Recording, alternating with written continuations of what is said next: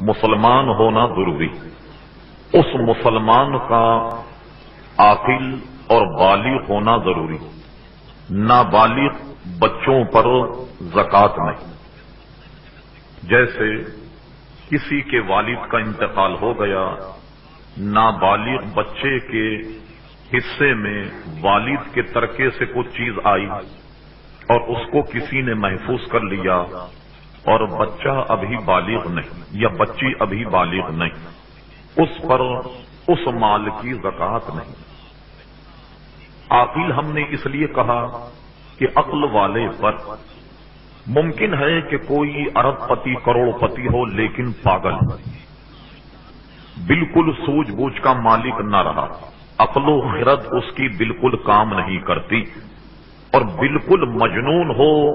ایسے شخص کا بینک بیلنس کتنا ہی ہو، کتنے ہی مال کا مالک ہو،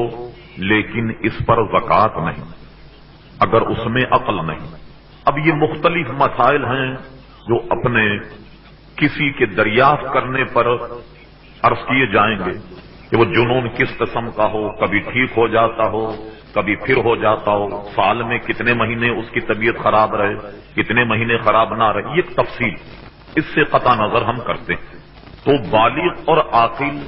اور سب سے پہلی شرط کہ یہ مسلمان ہو، اس پر زکوٰۃ ہے۔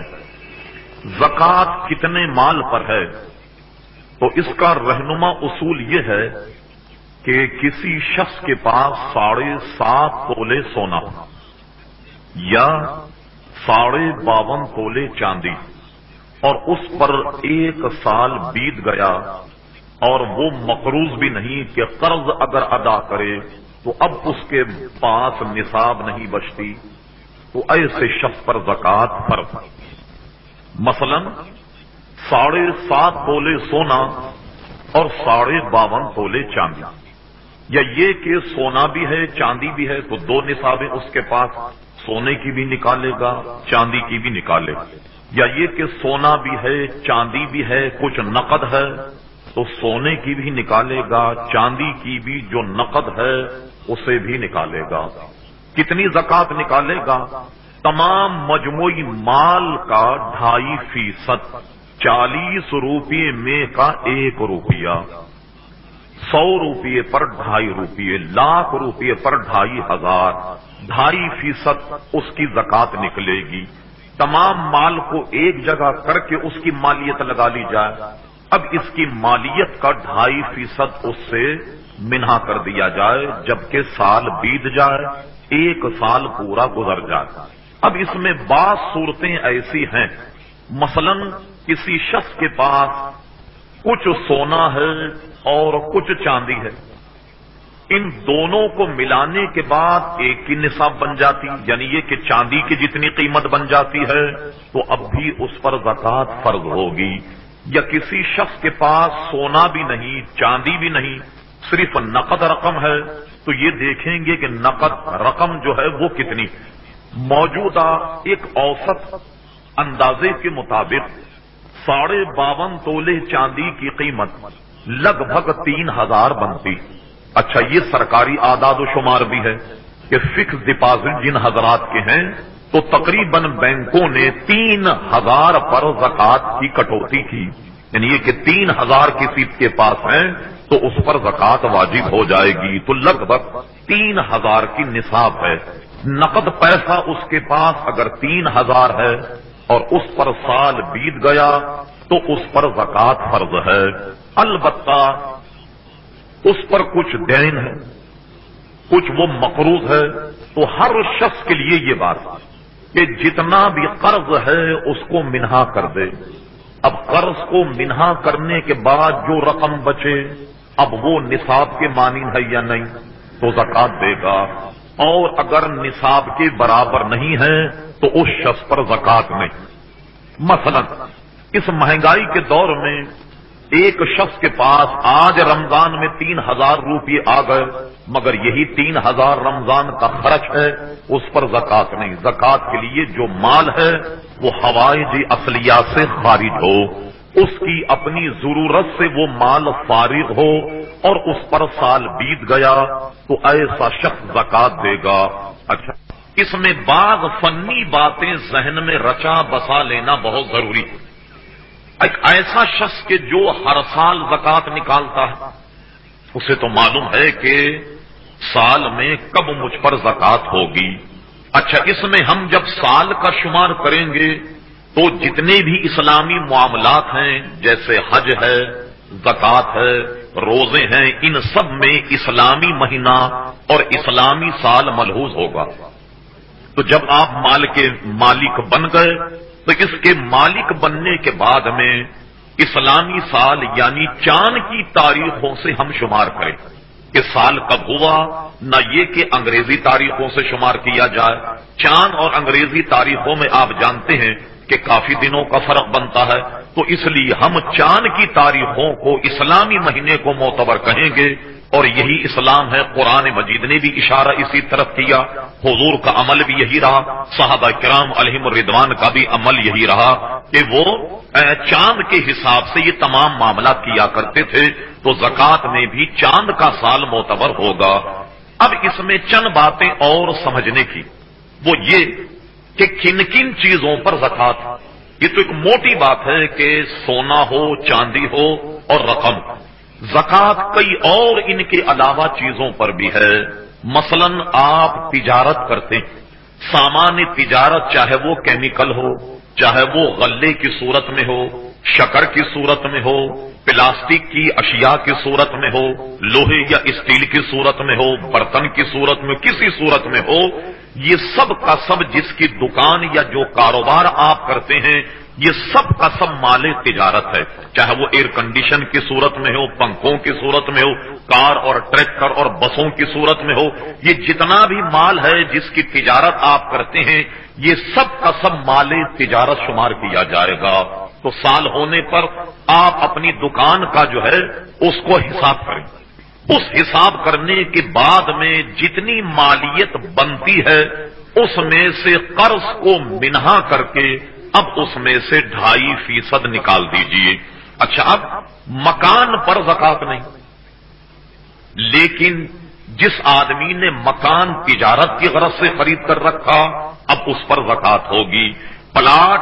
یا زمین پر زکات نہیں، لیکن جس کا کام ہی پلاٹ خرید کر بیچنا ہو، جس نے 150 پلاٹ رکھ لیے ہوں کہ دام بڑھنے کے بعد وہ بیچے گا۔ مثلا یہ کہ جن حضرات کے اس قسم کے کام ہیں جو مکان بنا کر کے بیچتے ہیں، بڑے بڑے پلازا یا بلڈنگیں بنا کر فلیٹ وغیرہ فروخت کرتے ہیں، ایسے تمام حضرات کے لیے یہ سب کا سب مال تجارت ہوگا۔ جو بکریوں کی تجارت کرتا ہو، گائے اور بھینسوں کی تجارت کرتا ہو، مویشیوں کی خواہ کسی قسم کی ان کی تجارت کرتا ہو،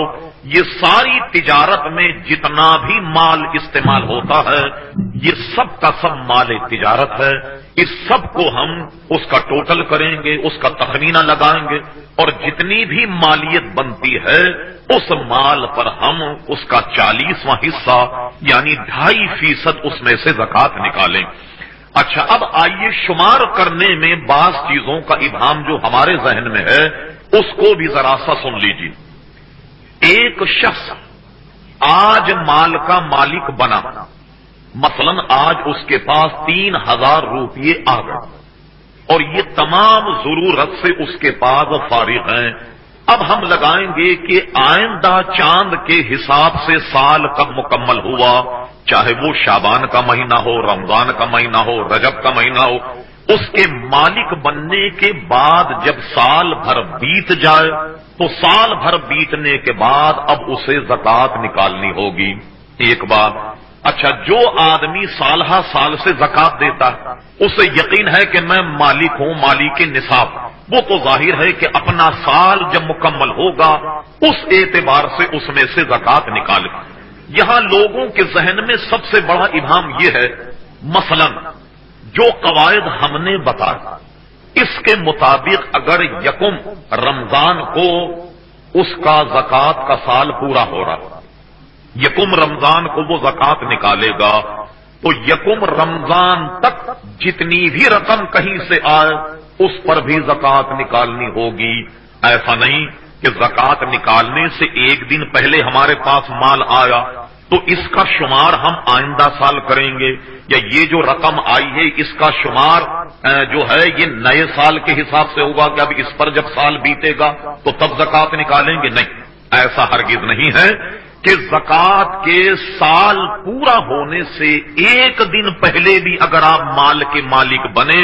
تو تب آپ پر اس مال کی بھی زکات ہے، بشرط یہ کہ پہلے سے آپ صاحب نصاب چلے آ رہے ہیں۔ مثلا میں مثال دیتا ہوں، آپ پہلے سے صاحب نصاب،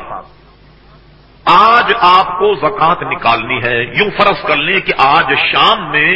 آپ کے زکات کا سال مکمل ہو گیا، اور زکات کے سال کے مکمل سے چند گھنٹے پہلے،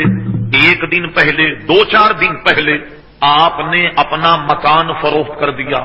مثال دے رہا ہوں اور عزم یہ ہے کہ اس مکان کو فروخت کر کے پھر کوئی اور اچھا مکان لیا جائے گا، تو اب یہ 10 لاکھ روپیہ مکان فروخت کرنے کے بعد آپ کے پاس آیا اور کل زکات آپ پر فرض ہو رہی ہے، اس معنی کر فرض ہو رہی ہے کہ سال پورا ہونے والا ہے، اب اس 10 لاکھ پر بھی زکات دینی ہوگی۔ ایسا نہیں ہوگا کہ اس کے لیے دوسری تاریخوں کا آپ شمار کریں گے، نہیں، زکات کا سال مکمل ہونے سے ایک دن پہلے بھی جو رقم آئے، اگر آپ کو یاد ہو کہ ہم آج رمضان کے 7ویں روزے کے عصر کی نماز تک ہمارا سال پورا ہو جائے گا زکات کا، اس میں وقت بھی یہ بھی ذہن میں رکھ، اور عصر کے وقت سے 1 گھنٹہ پہلے بھی اگر آپ کے پاس کوئی رقم آئی وہ بھی اسی سال اس میں سے زکات منا کرنی ہوگی۔ ایک صاحب ہمارے پاس آئے اور یہ مسئلہ ان کی سمجھ میں نہیں آ رہا تھا، اس لیے میں آپ کو بھی گزارش کر دوں، یقیناً فائدے سے خالی نہ ہو۔ کہ صاحب یہ عجیب بات ہے کہ زکات کا سال مکمل ہونے سے ایک دن پہلے بھی اگر رقم آئی تو اس پر زکات دینی ہو، اس کا بھی یہ تو زیادتی، ایسا تو نہیں ہونا چاہیے بھئی۔ یہ تو سمجھ میں آتی ہے کہ جس پر سال بیت گیا ہو وہ تو زکات نکالے، لیکن آج ہی اگر رقم آئی تو یہ کون سی تک ہے کہ مولوی اور علماء یہ کہتے ہیں کہ صاحب اس میں سے آج بھی آپ زکات نکالیں؟ تو پہلی گزارش تو یہ ہے کہ اگر آپ ہر مال کا نیا دن شمار کریں، جو بھی پیسہ آئے اس کے لیے نیا ایام اور نئی تاریخ متعین کریں، تو آپ تو جو بیٹھے ہوئے ان میں سے آدھے ماشاءاللہ ہماری یہیں کے بیپاری ہیں، تو مجھے بتائیے پھر یہ ہوگا کہ آج جو سامان بکا اس کا الگ حساب، پرسوں جو سامان بکے گا ان کا الگ گویا سال، ترسوں جو سامان بکے گا اس کا الگ سال، تو آپ کو تو حساب کرنے کے لیے ایک اکاؤنٹنٹ بٹھانا پڑے گا کہ آج جتنا مال بکا ہو یہ شمار کرو اس کا سال کب آئے گا، 5 تاریخ کو جو بکا اس کا سال کب مکمل ہوگا، 7 کو جو بکا اس کا پھر سال کب مکمل ہوگا۔ تو دیکھیے نظام زکات کے شمار کرنے میں ایک بہت بڑا فساد ہو جائے، ایک بہت بڑا فساد ہو جائے۔ اچھا، آپ نے اصل میں ایک طرف کو دیکھا کہ 1 گھنٹے یا 1 دن پہلے جو مال آیا تو ہم کہتے ہیں اس میں بھی آپ زکات نکالیں کہ اللہ اور اس کے رسول کا حکم یہی ہے۔ اب میں سمجھانے کے لیے اس کے مد مقابل ایک اور مسئلہ، تاکہ یہ مسئلہ آپ کی سمجھ میں آ جائے، وہ یہ ہے کہ دیکھیے جب حساب میں 1 دن پہلے یا 1 گھنٹے پہلے بھی جو مال آئے اس میں سے آپ کو زکات دینی ہوگی۔ جہاں شریعت نے یہ حکم لگایا کہ 1 دن پہلے بھی جو مال آیا اس پر زکات ہے، اب سنیے دوسری اس کے مقابلے میں شریعت کی چھوٹ۔ آپ کے پاس فرض کر لیں کہ 10 لاکھ روپیہ، اور کل چاند کے حساب سے اس پر زکات واجب ہونے والی ہے، یعنی حساب لگا لیں کہ جب سے آپ کے پاس پیسہ آیا اب کل آپ پر زکات فرض ہونے والی ہے، اور 1 دن باقی ہے۔ اچھا، اس 1 دن باقی ہے زکات فرض ہونے میں، اور آج آپ نے اپنی ضرورت کے لیے 1 دن زکات فرض ہونے سے پہلے آپ نے مکان لے لیا، 10 لاکھ روپے کا مکان لے لیا۔ اب اسی عقل کے مقابلے میں آئیے، ہونا یہ چاہیے تھا کہ جب 1 دن پہلے ہم نے 10 لاکھ خرچ کر دیے اور سال مکمل ہونے میں صرف 1 دن باقی تھا، تو ہونا تو یہ چاہیے کہ چلیے حساب کر کے 1 دن کا نقصان نکال کر باقی کی زکات ادا کریں۔ عدل کا تقاضا، جو انسانی ذہنوں کا عدل، جو عدل ہم نے بنایا، جو عدل ہمارے ذہن اور خرد میں ہے، اس کا تقاضا تو یہ ہے کہ 1 دن کی کچھ رقم منا کر کے باقی پر زکات دینی ہوگی، لیکن ایسا نہیں، ایسا نہیں. اگر زکات فرض ہونے سے ایک دن پہلے آپ نے 10-20 لاکھ کا مکان خرید لیا تو اب آپ پر زکات فرض نہیں، اس لیے کہ زکات کے فرض ہونے سے پہلے وہ مال آپ نے ضرورتاً خرچ کر لیا. تو آپ نے دیکھا کہ اس طرف اگر ایک دن باقی ہے جو مال آیا اس پر زکات دینی ہوگی، لیکن فرض ہونے میں اگر ایک دن باقی ہے اور آپ نے یہ مال کہیں خرچ کر دیا تو اس 10-20 لاکھ کا مکان خریدنے کے باوجود بھی آپ پر زکات نہیں ہے. تو اب آپ نے سمجھ لیا کہ دونوں طرف توازن بالکل برقرار. تو کیا کہنا چاہتا تھا میں کہ ایک دن پہلے بھی جو مال آئے اس پر بھی آپ کو زکات دینی. اچھا، ایک آدمی جو ہمیشہ سے صاحب نصاب رہتا ہے، یہ جو ہم نے تاریخ بتائی اس میں ایک غلط فہمی اور بھی، اس کو بھی دور کر لیں. ایک شخص جو سال سے صاحب نصاب ہے اور زکات ادا کرتا ہے، وہ اچانک سال میں کسی طرح ٹوٹ گیا، چوری ہو گئی، گھر پر ڈاکہ پڑ گیا. اچھا، اب وہ 6 مہینے گزرنے کے بعد نصاب کا مالک نہیں رہا. 6 مہینے بیت گئے، نصاب کا مالک نہیں رہا. اب نصاب کا مالک نہیں رہا، ہفتہ 2 ہفتہ گزر گیا، یہ 1-2 دن گزر گئے، پھر اچانک اس کا کاروبار اتنا چمکا کہ پھر صاحب نصاب ہو گیا. تو اب یہ صاحب نصاب ہونے پر نیا سال نہیں شروع کرے گا. عالمگیری، فتاوی شامی، دیگر جو کتب فقہ ہیں حنفی ہمارے یہاں، تو وہ ایسا آدمی جو 2-1 دن سال میں ٹوٹ جائے اور نصاب کا مالک نہ رہا تو اب یہ نیا سال شمار نہیں کرے گا بلکہ اسی پچھلے سال کے مطابق حساب دے گا. ٹھیک. اچھا، یہ بات بھی آپ نے سمجھ لی کہ 1 سال اور سال کی تعریف کیا ہے، چاند کی تعریف، کن کن مالوں پر زکات دے گا، یہ بھی تقریباً آپ نے سمجھ لیا. اب زکات میں بعض استثناء، وہ کیا ہے؟ مثلا کار آپ کے پاس، یقیناً کار ہوتی قیمتی، اس پر زکات نہیں جو آپ کے استعمال کی. اگر ایک کار آپ کے گھر والوں کے استعمال کی ہے تو اس پر بھی زکات نہیں. کوئی اگر آپ کا بچہ کالج اسکول جاتا اس کے لیے بھی آپ نے ایک کار رکھی ہے، اس پر بھی زکات نہیں کہ یہ اشیاء ضرورت. مکان خواہ کتنا ہی بڑا ہو، کتنا ہی شاندار، اس پر زکات نہیں. اسی طریقے سے فریج ہے آپ کے گھر میں، ایئر کنڈیشن ہے، برتنے کا سامان ہے، بہترین کراکوری آپ کے پاس، شاندار آپ کے پاس کپڑے ہیں، بہترین پوشاک ہے، گھر کا فرنیچر ہے، یہ جتنی بھی استعمال کی اشیاء ہیں ان پر بھی زکات نہیں، ان پر بھی زکات نہیں. کوئی مکان اگر آپ نے اپنی بچی کی شادی بیاہ کے لیے لے کر کے رکھ چھوڑا کہ جب بچی کی شادی ہو جائے گی تو اسے دے دیں گے، اس پر بھی زکات نہیں. اگر آپ کا کنبہ بڑا ہے، 4 بیٹے ہیں، آپ 2 میاں بیوی ہیں، ایک مکان آپ نے اپنے میاں بیوی کے لیے رکھا اور 4 مکان کہیں اور اس غرض سے رکھے کہ جب بڑے کا بیاہ ہو جائے گا اس کو اس میں رخصت کر دیں گے، اس کے بعد اس کو اس میں نہ گویا رخصت کر دیں. 4 بیٹوں کے لیے الگ الگ مکان آپ نے لے کر کے رکھ لیا، بشرطیہ کہ وہ تجارت کی غرض نہ ہو، ان مکانوں پر بھی زکات نہیں ہوگی. تو جتنی بھی برتنے کی اشیاء ہیں ان پر بھی زکات نہیں، ان پر بھی زکات نہیں ہوگی. اس کے علاوہ ہم نے یہ کہا کہ سونا اور چاندی ان پر زکات ہے، لیکن پتھروں پر زکات نہیں. ہیرے پر زکات نہیں ہوگی، لال پر زکات نہیں ہوگی، نگینے خوابوں کتنی ہی قیمت ہیں ان پر زکات نہیں ہوگی کہ یہ سب کے سب پتھر، یہ نقد مالیت شرن شمار نہیں کیے جاتے، اس لیے ان کنکروں اور پتھروں پر زکات نہیں ہوگی. ہیرا خواہ کتنا ہی قیمتی ہو اس پر زکات نہیں. لال یا اس قسم کے اور نگین جو بڑے بڑے قیمتی پتھر ہیں ان پر بھی زکات نہیں. لیکن زکات کب نہیں ہے کہ آپ نے اپنی انگوٹھی میں ہیرا لگا لیا، اس پر زکات نہیں. آپ نے اپنی اہلیہ کے لیے ہیروں کا جڑا ہوا ہار بنا لیا، اس پر زکات نہیں. لیکن کوئی آدمی تجارت ہی ہیرے کی کرتا ہو، کوئی آدمی لال اور نگینوں کی تجارت کرتا ہو، اس پر زکات ہوگی، اس لیے کہ یہ مال تجارت ہوگا. اب یہ آپ کے استعمال کا نہیں بلکہ مال تجارت ہوگا. کہیں استعمال کی اشیاء میں آپ کو یہ دھوکہ نہ ہو جائے کہ مولانا نے یہ کہا کہ فرنیچر پر زکات نہیں، بیڈ اور ڈرائنگ روم کا جتنا سامان آپ کا اس پر زکات نہیں، فریج اور جناب ایئر کنڈیشن اور کار اور موٹر سائیکلوں پر زکات نہیں، کہ یہ سب برتنے کی چیزیں ہیں. تو آپ یہ تصور کریں کہ سونے کے زیورات بھی تو برتے جاتے ہیں، بھائی ان کو بیوی ہماری پہنتی ہے، کبھی کبھی شادی بیاہ میں جانا تو کڑے بھی استعمال کرتی ہیں، یہ اشیاء اگرچہ استعمال کی ہو، شیعہ حضرات کے یہاں ان پر زکات نہیں۔ شیعہ حضرات جو ہیں ان کا تو معاملہ ہی بڑا عجیب و غریب، ان کے یہاں جو سونا استعمال کرنے کا اس پر بھی زکات نہیں، کہتے ہیں نوٹوں پر بھی زکات نہیں، اور جانے کس کس پر زکات نہیں، یعنی مکمل انہوں نے زکات کی چھٹی کر دی۔ لیکن ہمارے یہاں اہل سنت و جماعت میں سونا، انگوٹھی، یہ ساری چیزیں اگرچہ برتنے والی، اگرچہ استعمال والی ہوں، لیکن یہ نقد مالیت ہے، ان پر زکات ادا کرنی ہوگی۔ ہاں یہ ہیرا جواہرات، یہ پتھر شمار کیے جاتے ہیں، ان پر زکات نہیں، خواہ وہ کتنی ہی قیمت کی۔ ایک بات۔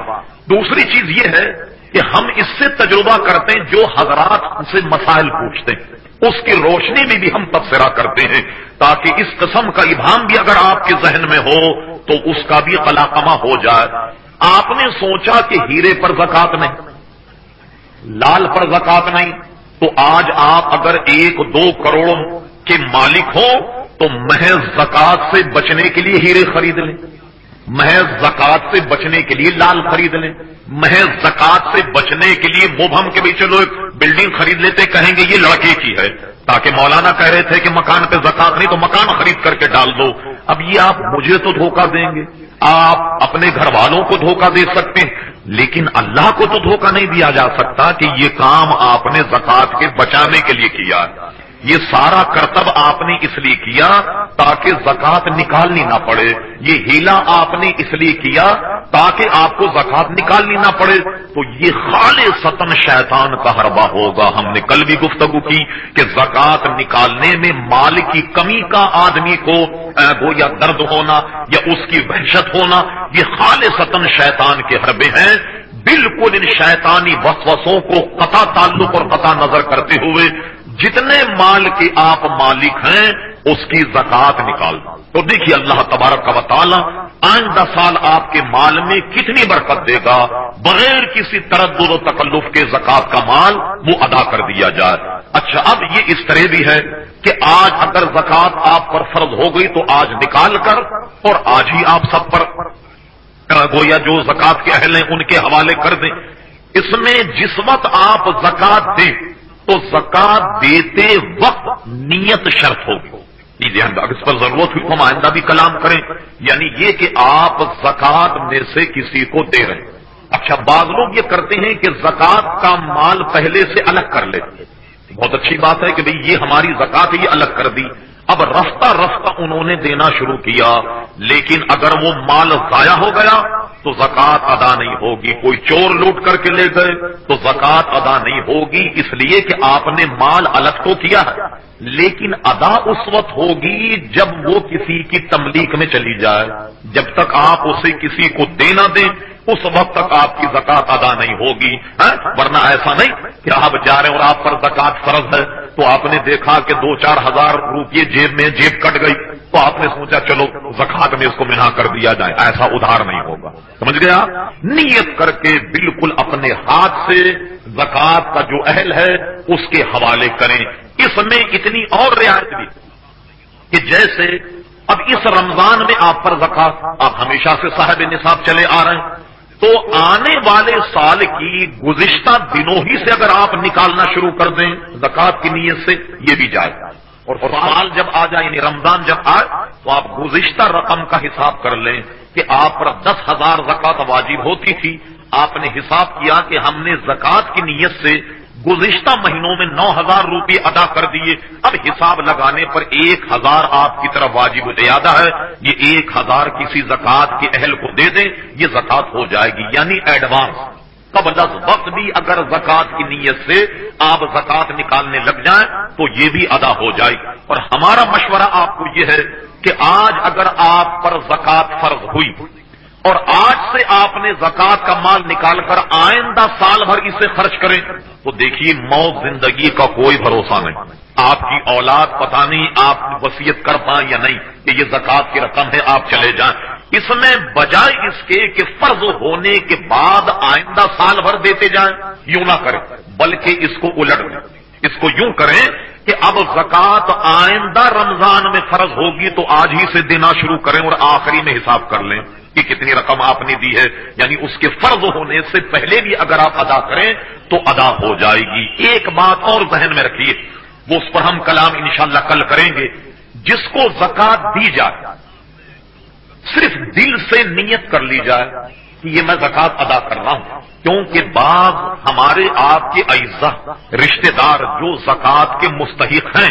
لیکن آپ اگر کہیں گے یہ لیجیے زکات تو کوئی عجب نہیں کہ آپ کے منہ پر پھینک دیں، کم بخت کہیں کہ ہمیں زکات خیرات کا وصول کرنے والا تم نے ایک چپلش اور خاندانی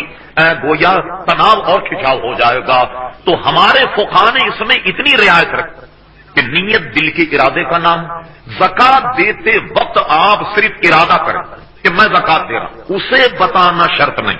کہ بعض سفید پوش ایسے ہیں کہ جب آپ کہیں گے کہ میں زکات کی مد سے آپ کی مدد کر رہا ہوں تو ان کی غیرت اس کو گوارا نہیں کرے گی کہ وہ آپ سے زکات کا پیسہ لیں، بلکہ آپ ان کو کچھ بھی کہہ سکتے، ارے بھائی آپ پریشان ہیں یہ رکھ لیں، اس کو قرض سمجھ لیں، آپ جب آپ کے پاس ہو جائے ادا کر دیجئے، لیکن نیت یہ ہو کہ میں اس سے لوں گا نہیں، تاکہ وہ لے لے اور اپنی ضرورت پوری کرے، زکات ادا ہو جائے گی۔ نیت یہ بھی ہے کہ میں واپس نہیں لوں گا، لیکن اس کی عزت نفس کو مجروح ہونے سے بچانے کے لیے اگر آپ یہ کہہ دیں کہ بھائی اس کو ادھار لے لیں آپ، جب آپ کے پاس ہو جائے اس وقت ادا کر دیجئے آپ، اور نیت زکات کی ہو تو ہو جائے گی۔ آپ جائیں، آپ دیکھ رہے ہیں کہ باپ یا ماں آپ سے کچھ نہیں لیں گے، کوئی سمجھدار اگر بالغ بچہ ہے بشرطے کہ وہ گھرانہ زکات کا مستحق ہے تو آپ بچے کے ہاتھ میں رکھ دیں، یا اس کی والدہ کہیں بھائی یہ ہماری خواہش ہے کہ آپ عید میں اس کے کپڑے بنا لیں، کسی کو بطور نذرانہ کے بھی اگر آپ پیش کر دیں، یہ کہیں صاحب آپ ہم پریشان دیکھا اور یہ آپ کی خدمت میں ہدیہ ہے، یہ آپ کی خدمت میں نذرانہ ہے، یا بچوں کو مٹھائی کھلا دی، کسی بھی بہانے سے آپ دے دیں، زکات ادا ہو جائے گی۔ دیتے بس ضرورت نہیں، بہت سارے لوگ کہتے ہیں یہ زکات ہے لیجیے آپ کو دے رہے ہیں،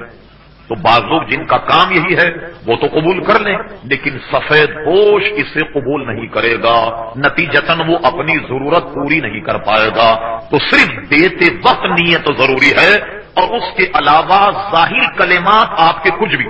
کہ بھئی یہ عیدی ہے آپ کی، یہ بچوں کے لیے مٹھائی ہے، یہ کپڑے ہیں، یہ نذرانہ ہے وغیرہ، کچھ بھی آپ کہیں زکات ادا ہو جائے گی، تاکہ لینے والے کی عزت نفس جو ہے وہ مجروح نہ ہو۔ تو یہ اپنی ضرورت کے مطابق جو اس معاشرے اور ماحول میں ہم نے جس ضرورت کو محسوس کیا اس کو سامنے رکھتے ہوئے چند مسائل ہم نے یہ عرض کیے، یعنی عام معروف طریقے سے جو آپ کی سمجھ میں بھی آ جائے، جسے زکات دیں لینے والے کے لیے ضروری ہے کہ وہ اس یا اتنے مال کا مالک نہ ہو کہ جس کو خود زکات دینی ضروری ہے، یعنی آج کل کے حساب سے کسی آدمی کے پاس تمام ضرورتوں سے خارج اور فارغ اگر 3000 روپیے ہیں تو یہی مالیت 52.5 تولے چاندی کی بنتی ہے۔ ایسا شخص زکات نہیں لے گا، اور اگر وہ لے گا تو اپنے اوپر ظلم کرے گا، آگ کے انگارے کھا رہا ہے، یتیم فقراء اور مساکین کا حق وہ غصب کر رہا ہے۔ اس سے خود کو بھی چاہیے کہ وہ زکات نہ لے۔ آپ جسے زکات دیں تو ایسے شخص کو زکات دیں جو زکات لینے کا اہل ہو، یا کم سے کم شرعی فقیر ضروری ہو۔ مسکین کو بھی دے سکتے ہیں، مسکین کی تعریف یہ کہ جس کو سوال کرنا حلال، یعنی یہ کہ اس کے پاس ایک وقت کا بھی کھانا نہیں، وہ سوال کر سکتا ہے کہ میں بھوکا ہوں مجھے کھانا کھلایا جائے، یہ تو مسکین۔ فقیر جس کو ہم شرعی فقیر کہیں کہ رہنے کا مکان بھی ہو، پہننے کے کپڑے بھی، صاف ستھرا بھی رہتا ہو، نقد پیسہ اس کے پاس اتنا نہیں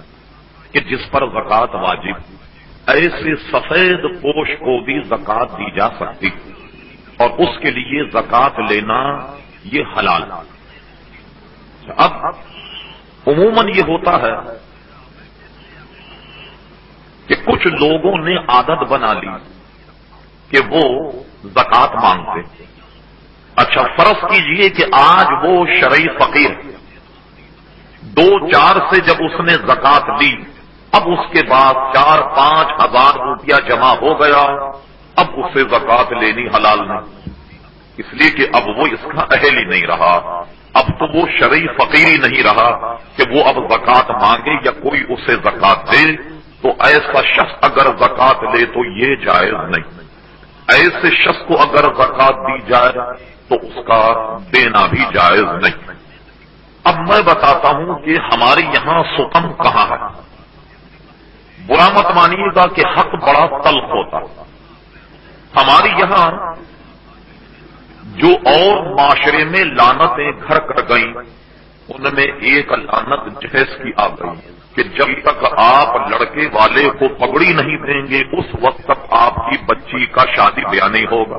اب دیکھیے سکم کہاں پیدا ہوا، ایک شخص کو اپنی بچی کی شادی کرنے کے لیے آج کل کے دور میں اوسطاً 3 لاکھ پگڑی چاہیے، 2 لاکھ پگڑی چاہیے۔ اب وہ زکات وصول کر رہا، اب وہ کیا ہوگا کہ برادری نے یہ طے کیا کہ اس کی بچی کی شادی کرنے کے لیے 3 لاکھ اسے زکات دینی۔ ایک شخص نے آن کر کے 5,000 دے دیے، دوسرے نے 10,000 دے دیے، تیسرے نے 20,000 دے دیے، کسی نے 2,000 دے دیے، کسی نے 5,000 دے دی۔ یہ اس طریقے سے اس کا 2 یا 3 لاکھ روپیہ جمع ہو رہا تھا تاکہ بچی کا بیاہ ہو جائے۔ اب سنجیدگی سے غور کیجئے کہ جب اس کو کسی نے 5,000 روپیے دے دی، اچھا اس دینے کے بعد اب اسے دوسرے 5,000 لینا کیسے جائز ہوگا؟ اور کیا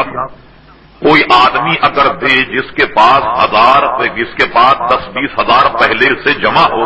اور وہ بچی کی شادی کے لیے جمع کر رہا، تو جس کے پاس 15 یا 20 ہزار پہلے سے جمع ہو، اب کوئی شخص اس کو زکات کیسے دے گا؟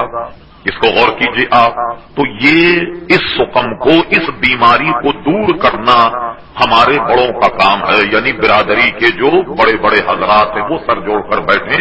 اور اس مسئلے کا حل نکالیں۔ اس کا اگر جماعتیں ہمارے جیسے کچھ فقیروں سے مشورہ کریں تو اس کا حل ہے۔ مثلا اس کا میں بھی انکار نہیں کر سکتا، آپ بھی انکار نہیں کر سکتے،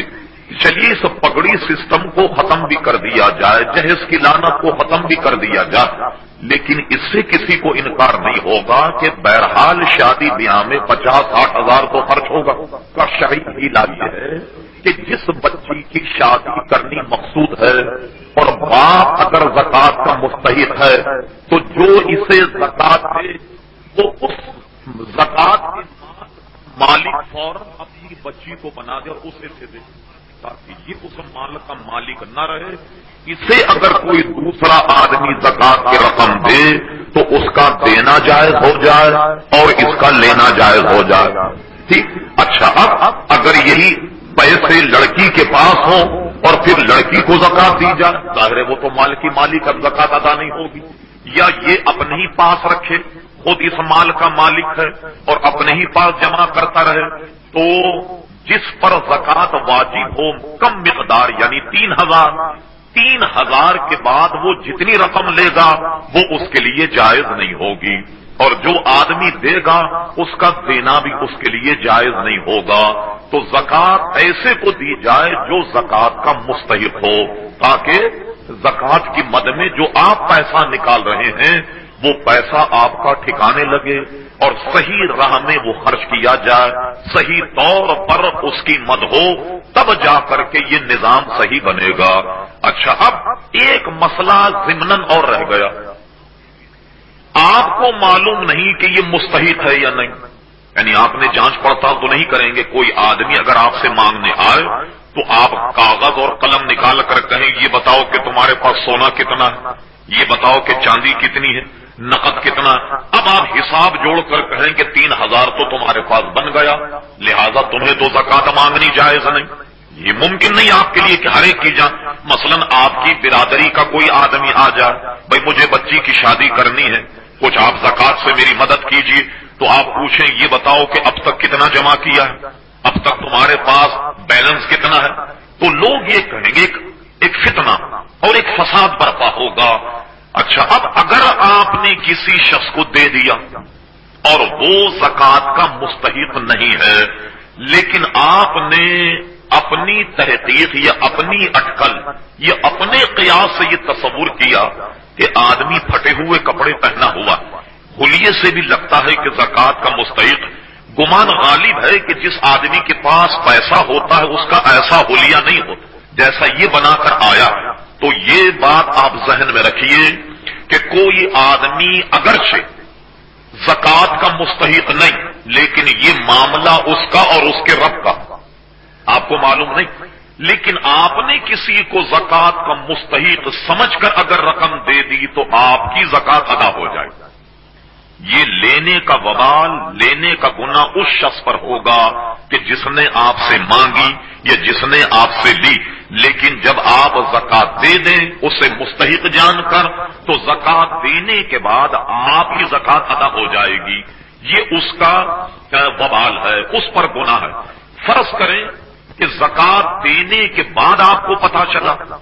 اوفو یہ تو مستحق نہ تھا اور میں نے مستحق جان کر اسے زکات دے دی، تو ہمارے فقہا نے یہ بھی لکھا کہ اب بھی زکات ادا ہو جائے گا. اب ظاہر ہے کہ اگر آپ کو بعد میں پتا چلا کہ وہ زکات کا مستحق نہیں تو آپ صبح پہنچ جائیں اس کے گھر کے پیسہ واپس کرو، یہ ممکن نہیں. ایک یہ فساد کا دروازہ،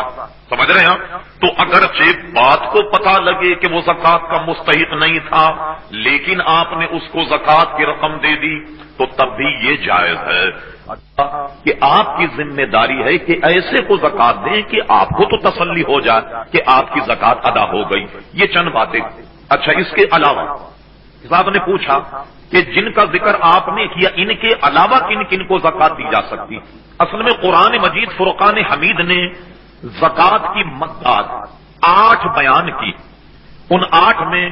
ایک تو ہے مسکین،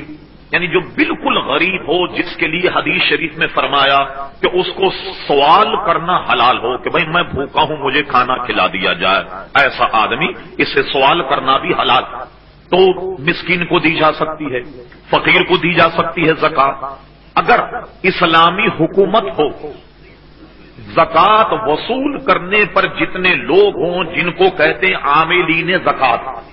تو عاملین زکات کو بھی تنخواہ یا وظیفہ زکات کے مال میں سے دیا جائے گا. لیکن آپ جانتے ہیں کہ ہمارے یہاں یہ موجود نہیں، نہ اسلامی حکومت نہ زکات وصول کرنے والے گلی گلی گھوم کر زکات وصول کرتے ہیں کہ ان کو تنخواہ دی جائے. اچھا، اس کے علاوہ چوتھی مد ہے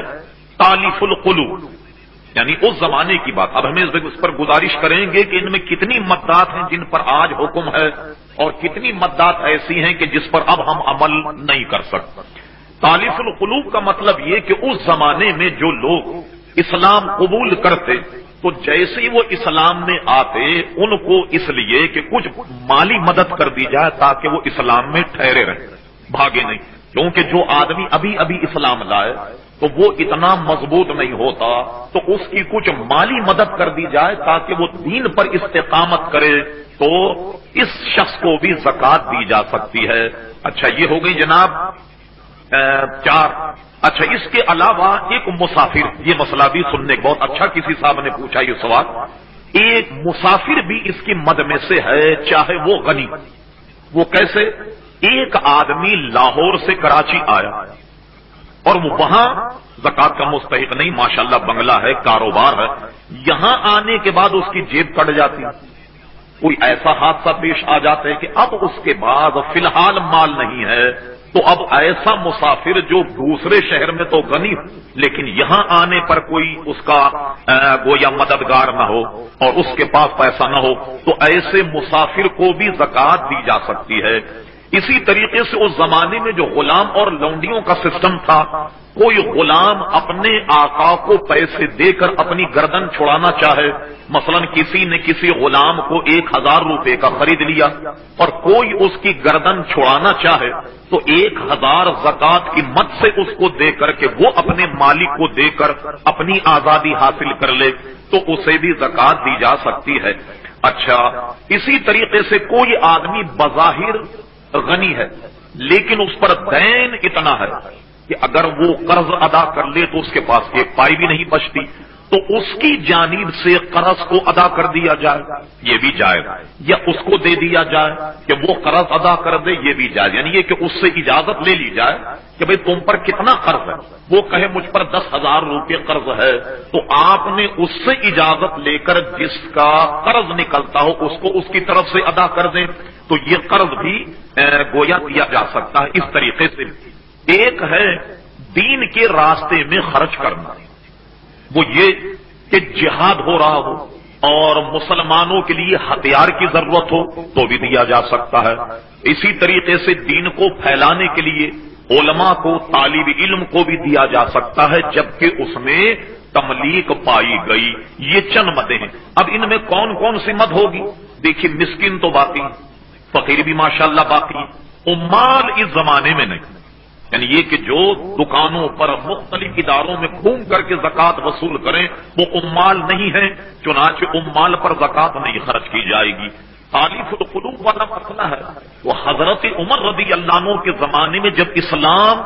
صحیح طریقے سے پھیل گیا اور اب یہ خطرہ نہیں رہا کہ کوئی آدمی اسلام قبول کرنے کے بعد دین سے بھاگ جائے یا چلا جائے گا، وہ حضرت عمر رضی اللہ عنہ نے اس پر عمل دلامت روک دی اور فرمایا کہ اب تالیف القلوب کے لیے زکوٰۃ نہیں دی جائے گی، اور اسی پر صحابہ کرام علیہم الرضوان کا اجماع ہے۔ اس کے علاوہ غلام اور لونڈیوں کا سسٹم آپ جانتے ہیں اب نہیں، اس لیے اب اس سلسلے میں بھی زکوٰۃ ظاہر ہے کہ وہ مد نہیں ہے اور نہ وہاں زکوٰۃ کا مصرف ہے۔ تو یہ چند مصارف ہیں جن پر زکوٰۃ ادا کی جا سکتی۔ پھر کسی صاحب نے پوچھا کہ دکان پر زکوٰۃ ہے یا نہیں؟ اچھا، دکان سے مراد آپ کی اگر یہ ہے کہ کوئی دکان آپ نے کرائے سے لی ہے تو دکان پر زکوٰۃ نہیں۔ کوئی دکان اگر آپ نے پگڑی سے لی ہے تو فی الواقع پگڑی ناجائز تو ہے اپنی جگہ، لیکن جو رقم پگڑی میں آپ نے دے دی تو وہ آپ کے قابو میں نہیں، نہ آپ اس کے مالک ہیں، تو اس لیے پگڑی والی رقم پر بھی زکوٰۃ نہیں ہوگی۔ جہاں آپ نے مکان لے لیا ہو پگڑی دے کر یا دکان لے لی ہو پگڑی دے کر تو اس پر بھی زکوٰۃ نہیں ہوگی، چاہے وہ پگڑی کتنی۔ اچھا، ایک صاحب نے پوچھا کہ سود کی رقم اگر کسی کے پاس ہو تو کیا اس پر زکوٰۃ ہوگی؟ وہ کیسے؟ وہ تو سارا کا سارا حرام، تو حرام میں سے زکوٰۃ کیسے نکالی جائے گی؟ بلکہ ہونا یہ چاہیے کہ یہ سارا کا ساری رقم صدقہ کر دی جائے۔ جیسے کسی کو اگر سود کی رقم اس نے لے لی یا کسی ادارے سے اس کے پاس سود کی رقم آ گئی تو اس کا کیا کرے گا؟ یہ لوگوں میں بلا وجہ مشہور ہو گیا کہ بھائی گٹر بنا دیا جائے یا مسجد کے استنخانے بنا دیے جائیں، لیٹرین بنا دیے، بالکل غلط۔ یہ ساری چیزیں لغو ہیں۔ پوری زکوٰۃ کی رقم کو بغیر اس پوری سود کی رقم کو بغیر ثواب کی نیت کے صدقہ کریں۔ اس کو جو مسکین ہو، جو بالکل بھوکا اور بالکل ناتما ہو اور بالکل جناب غریب آدمی ہو، تو بغیر ثواب کی نیت کے آپ اس کو وہ سود کی رقم دے دیں، اس شخص کے لیے حلال ہوگی اور آپ کے ذمے سے بھی جان چھوٹ جائے گی۔ اس لیے حرام رقم پر زکوٰۃ نہیں۔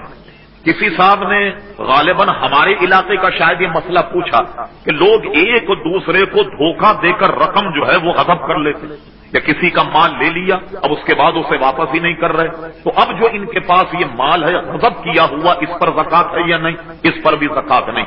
یہ اگر آپ نے کسی پر زیادتی کر کے مال لے لیا اور اس کو واپس نہیں کر رہے تو اس پر زکوٰۃ نہیں ہوگی، بلکہ جس کی رقم ہے ساری کی ساری رقم اس کو لوٹا دی جائے، ورنہ کل قیامت میں جب وہ مانگے گا تو آپ کے پاس پیسہ یا روپیہ نہیں ہوگا، تو کل آپ کو اپنے قرض خواہ کو نمازیں دینی ہوں گی، روزہ دینا ہوگا، نیکیاں دینی ہوں گی۔ جب روزہ نماز نیکیاں ختم ہو جائیں گی تو پیسوں کے عوض میں اس سے گناہ لینے ہوں گے۔ کبھی فلاں وقت میں نے شراب پی تھی، ڈالو اس کے حساب میں، فلاں وقت ہم نے یہ گناہ کیا تھا، ڈالو اس کے حساب میں۔ اب آپ بتائیے کتنا عظیم معاملہ ہوگا، کیسا سنگین معاملہ۔ تو جس کی رقم غصب کی ہے تو اسی کو وہ رقم واپس کی جائے اور اس میں بھی زکوٰۃ نہیں ہوگی۔ اچھا،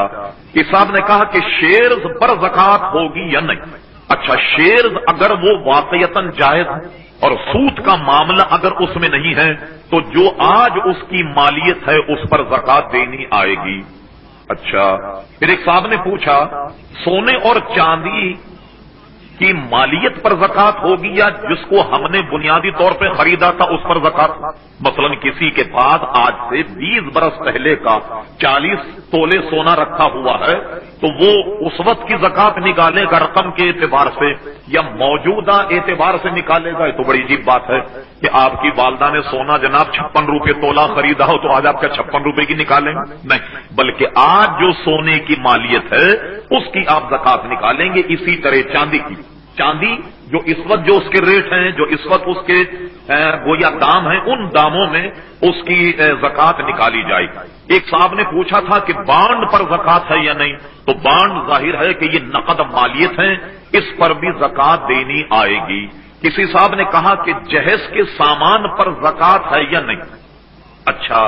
मसलन जैसे आप अपनी लड़की की शादी कर रहे हैं और ज़कात का साल आने से पहले आपने जहेज खरीद लिया लड़की को देने के लिए, तो जहेज में मसलन कपड़ा, पोशाक, खाने पीने के बर्तन, फर्नीचर, इन पर ज़कात नहीं है। मगर ये याद रखिएगा कि सोना चांदी जो आप अपनी बच्ची को देना चाहते हैं, अगर ये आपकी मिल्कियत है तो आप पर ज़कात वाजिब है। अगर आपने लड़की को दे दिया और लड़की को देने पर पहले वो ज़कात देने की अहल न थी, यानी कि वो साहिब निसाब नहीं, और अब आपने सोना चांदी का जेवर उसे दे दिया, तो लड़की पर ज़कात जब होगी जब उस सोने चांदी पर साल भर गुजर जाएगा। और अगर आपने अपनी लड़की को अभी मालिक नहीं बनाया, आप ही की मिल्कियत है, तो ज़कात देना सोना चांदी की आप पर लाजिम आएगा। तो 2-4 मिनट और। अच्छा,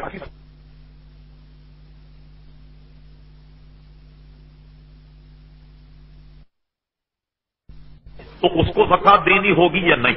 इस पर हमारे उलमा ने 2 बातें बयान की। एक तो ये कि कोई आलिम हो जिसके पास दीनी किताबें हों और उसकी अपनी जरूरत की, तो वो उसकी अपनी जरूरत है, उस पर ज़कात नहीं देगा वो। अच्छा, एक आदमी जो किताब पढ़ना नहीं जानता और बहुत सारा ढेर उसके पास किताबों का है, तो वो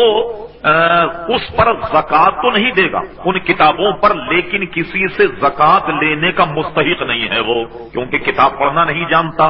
किताब उसकी जरूरत नहीं है, तो किताबों को बेचकर वो अपनी गुजर औकात करे, ऐसा शख्स ज़कात ले नहीं सकता। लेकिन किताबों की मौजूदगी में ये देगा भी नहीं ज़कात। किसी साहब ने पूछा कि फितरे की रकम क्या है? फितरे की रकम यानी रकम के एतबार से 2.25 सेर आटे की कीमत जो आजकल के दाम के मुताबिक तकरीबन जो ईद की नमाज से पहले हर हाल में अदा कर दी जाए, जिन बच्चों की आप किफालत करते हैं उनका भी आप फितरा अदा करेंगे। जो बच्चा उस दिन पैदा हुआ उसके भी फितरे की रकम आप निकालें।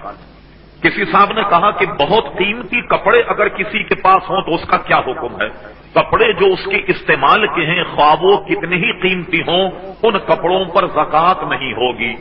किसी साहब ने कहा कि कर्ज किसी पर निकलता हो तो क्या उसको ज़कात में छोड़ा जा सकता है? ऐसा हरगिज नहीं। ये तो बिल्कुल ऐसी बात है, किसी को आपने कर्ज दिया और वो दे नहीं रहा तो आपने कहा तो नुकसान हो रहा, चलो ज़कात में इसको शुमार कर लेंगे, नहीं। बल्कि इसका एक हीला, एक तरीका, वो तरीका ये है कि अगर आपका कोई मकरूज है और वो गरीब, वो आपके पैसे नहीं दे सकता, तो अब आप ये कर सकते हैं कि जैसे उस पर 10,000 रुपये आने आपका दें, तो आप उसके हाथ पर 10,000 रुपये रख दें, यानी ज़कात अपनी जो है वो रख दें कि भाई ये मैं तुम्हारी मदद करता हूं, ये तुम इसके मालिक हो गए। जब वो उसको ले कबूल कर ले तो अब आप उससे कहें कि मेरा जो तुम पर 10,000 रुपये कर्ज है वो लौटा दो, वो लौटा दे, ज़कात अदा हो जाएगी। लेकिन पहले से उसके जिम्मे है तो ज़कात अदा नहीं होगी। पहले उसको पैसा देकर माल का मालिक बनाए, उसके बाद फिर उससे कहें कि अब आपके पास पैसा आ गया, अब आप कर्ज मेरा अदा कर दें, अब अदा हो जाएगी। बल्कि उलमा ने इसे भी जायज लिखा कि एक आदमी के हाथ पर आपने 10,000 रुपये रख दी और उससे कहा कि अब तुम पर मेरा देना मुझे वापस कर, और उसकी नीयत बदल गई, उसने कहा मैं तो वापस नहीं करूंगा, तो हमारे इमाम के नजदीक किसी ने जबरन छीन भी अगर उससे ली तो भी ज़कात अदा हो जाएगी, क्योंकि इसका माल निकलता है। जिस पर माल निकलता है उससे ये छीन भी लेगा तो गुनाहगार नहीं होगा, ना काजी के यहाँ काबिल तादीब। इसलिए ज़कात के मुस्तहिक को ज़कात दी जाए, फिर उससे कहा जाए कि तुम हमारा कर्ज वापस कर दो, तो इस तरीके से ज़कात अदा हो जाएगी। अच्छा, एक सवाल यह है कि कर्ज की रकम ज़कात में मिन्हा कर सकते हैं या नहीं? اچھا، یعنی آپ پوچھنا اصل میں یہ چاہتے تھے کہ کسی پر اگر قرض نکل رہا ہو آپ کا تو آپ گویا صاحب نصاب ہیں، تو اپنی تو آپ رقم نکالیں گے زکات میں، جس پر نکلتا ہے کیا اس کی بھی آپ زکات نکالیں گے؟ تو بالکل یہ درست، جیسے آپ صاحب خیر آپ نے اپنے مال کی زکات نکالی، کسی آدمی پر آپ کا 1,00,000 روپیہ آنا ہے تو اس کی بھی آپ زکات دیں گے۔ ہاں، اس میں اتنی گنجائش ہے کہ اس شخص کے پیسے دینے کے بعد اس کی نکال دیں، جب بھی وہ ادا کرے اس کی رقم نکال دیں آپ پیسے، ورنہ ایسا ہو کہ اس کی نیت بدل گئی اور آپ زکات دے رہے ہیں، زکات دے رہے ہیں، پتہ لگا کہ جو زکات دی وہ بھی چلی گئی اور اصل رقم بھی وہ کھا کر بیٹھ گیا۔ تو اس لیے اتنی رخصت ہے کہ جب وہ آپ کا قرض ادا کرے تو اس کے قرض ادا کرنے کے بعد پچھلے ساروں کی زکات آپ نکالیں گے، اور پہلے سے بھی اگر نکال لیں گے تو یہ جائز ہے۔ کسی کے پاس نقد پیسہ نہیں اور صرف 7 تولے سونا ہے تو کیا حکم ہے؟ ہاں، اگر کسی کے پاس چاندی نہیں، پیسہ نہیں اور صرف 7 تولے سونا ہے تو یہ زکات نہیں دے گا، اس لیے کہ وہ اگرچہ 52.5 تولے چاندی کی مقدار سے زیادہ مالیت میں، لیکن ایک جنس ہے، ایک جنس جس کے پاس ہوگی وہ زکات نہیں دے گا۔ لیکن ایک بات ذہن میں رہے کہ 6 تولہ یا 7 تولہ سونا اگر کسی کے پاس ہے تو یہ زکات تو نہیں دے گا، لیکن یہ زکات لینے کا مستحق نہیں ہے، اس لیے کہ چاندی کی نصاب اس کے پاس موجود ہے، یعنی 3,000 کی مالیت کا چونکہ اس کے پاس سونا موجود ہے تو یہ لینے کا حقدار نہیں ہے، لیکن اس پر زکات واجب نہیں ہوگی کہ یہ زکات دے گا، اس لیے کہ ایک جنس اور 7 تولے ہے، 7.5 تولے سونے پر چونکہ زکات ہے، آدھا تولہ کم ہونے کی وجہ سے وہ اس پر زکات فرض نہیں ہے۔ عنوان سے تعلق ہے تو ذہن میں رکھیے، بعض حضرات اپنے سفید پوشی کی بنا پر مانگتے نہیں، لیکن آپ جانتے ہیں کہ یہ مستحق ہے، بالکل اس کو زکات دی جائے۔ اچھا، زکات دیتے وقت یہ بتانا بھی ضروری نہیں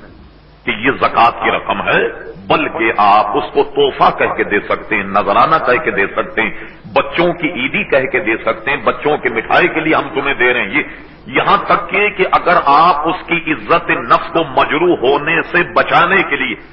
ضرورت مند آدمی اگر آپ سے زکات نہیں لیتا تو آپ زکات کی نیت کر کے یہ بھی کہہ کر دے سکتے ہیں کہ یہ میں آپ کو قرض دے رہا ہوں، جب آپ کے پاس ہو جائے تو آپ دے دیجئے گا، لیکن نیت یہ ہو کہ میں واپس نہیں لوں گا اور زکات کی مد سے میں اسے دے رہا ہوں، تو ایسی صورت میں بھی زکات ادا ہو جائے گی، ایسی صورت میں بھی زکات ادا ہو جائے گی۔ اچھا، اب زکات کو مال کو صرف اس پر مباح کرنے سے زکات نہیں ہوگی، بلکہ اس کو مال کا مالک بنا دیا جائے۔ مثلا کوئی سیٹ اپنے ملازم کو کپڑے دے کے صاحب یہ تم پہنا کرو، لیکن ملکیت نہیں پائی گئی، یہ نہیں کہا کہ یہ کپڑے تمہارے ہیں، تم پہنو پھاڑو کسی اور کو تو یہ کپڑے تمہارے ہیں، تو جتنے کہ وہ مالیت کے کپڑے ہیں زکات ادا ہو جائے گی، جتنے مالی۔ کھانا سامنے رکھ دیں، زکات کی مت کہا کہ تم کھانا کھا لو، زکات ادا نہیں ہوگی، اس کو اس کھانے کا مالک بنا دیا جائے، یہ کھانا تمہارا ہے، چاہے تو کھاؤ یا گھر لے جاؤ، تملیک پائی گئی، جب اسے مالک بنا دیں گے تو اتنی رقم جتنی رقم کا کھانا ہے زکات ادا ہو جائے گی۔ زکات میں پیسہ یا نقد دینا ہی ضروری نہیں، بلکہ اگر آپ سمجھ رہے ہیں کہ یہ آدمی، مثلا میں عرض کرتا ہوں آج کل کے بگڑے ہوئے ماحول ہے تو بری بات، لیکن مسئلہ آپ کے ذہن میں آ جائے، بعض لوگ شراب کے عادی ہیں، تو دیکھیے گھر میں چکی نہیں چل رہی، آٹا نہیں، اگر وہ زکات یا وہ آپ سے مدد کے لیے آئے تو آپ کو 100% گمان ہے کہ میں اسے اگر دوں گا تو یہ چرس پی لے گا، شراب پی لے گا، ہیروئن کی ہے اس میں لگا رہے گا، بچوں کو کھانا تو تب بھی نہیں ملے گا، تو جائز ہے کہ گھر کی برتنے کی اشیاء آپ اس کو لے کر دے دیں، آٹا دال یعنی جو کھانے پینے کا سامان وہ دے دیں، کپڑے خرید کر آپ اس کو دے دیں، اگر اس کو بستر کی ضرورت ہو تو بستر دے دیں، سردی کا موسم اگر اسے لحاف کی ضرورت ہو لحاف خرید کر دے دیں، کمبل خرید کر کے دے دیں، ان اشیاء میں جتنا پیسہ صرف ہوگا وہ زکات ہی میں سے آپ خرچ کریں، یہ جائے گا، جتنا بھی ہوگا، تو زکات کی رقم نقد بھی دی جا سکتی ہے، اشیاء کی صورت میں بھی دی جا سکتی ہے۔ بعض ہم سے پوچھتے ہیں کہ بھئی ایک عورت یا کسی شخص کے پاس سونا تو ہے مگر نقد پیسہ نہیں، یعنی سونا تو 10 تولے ہے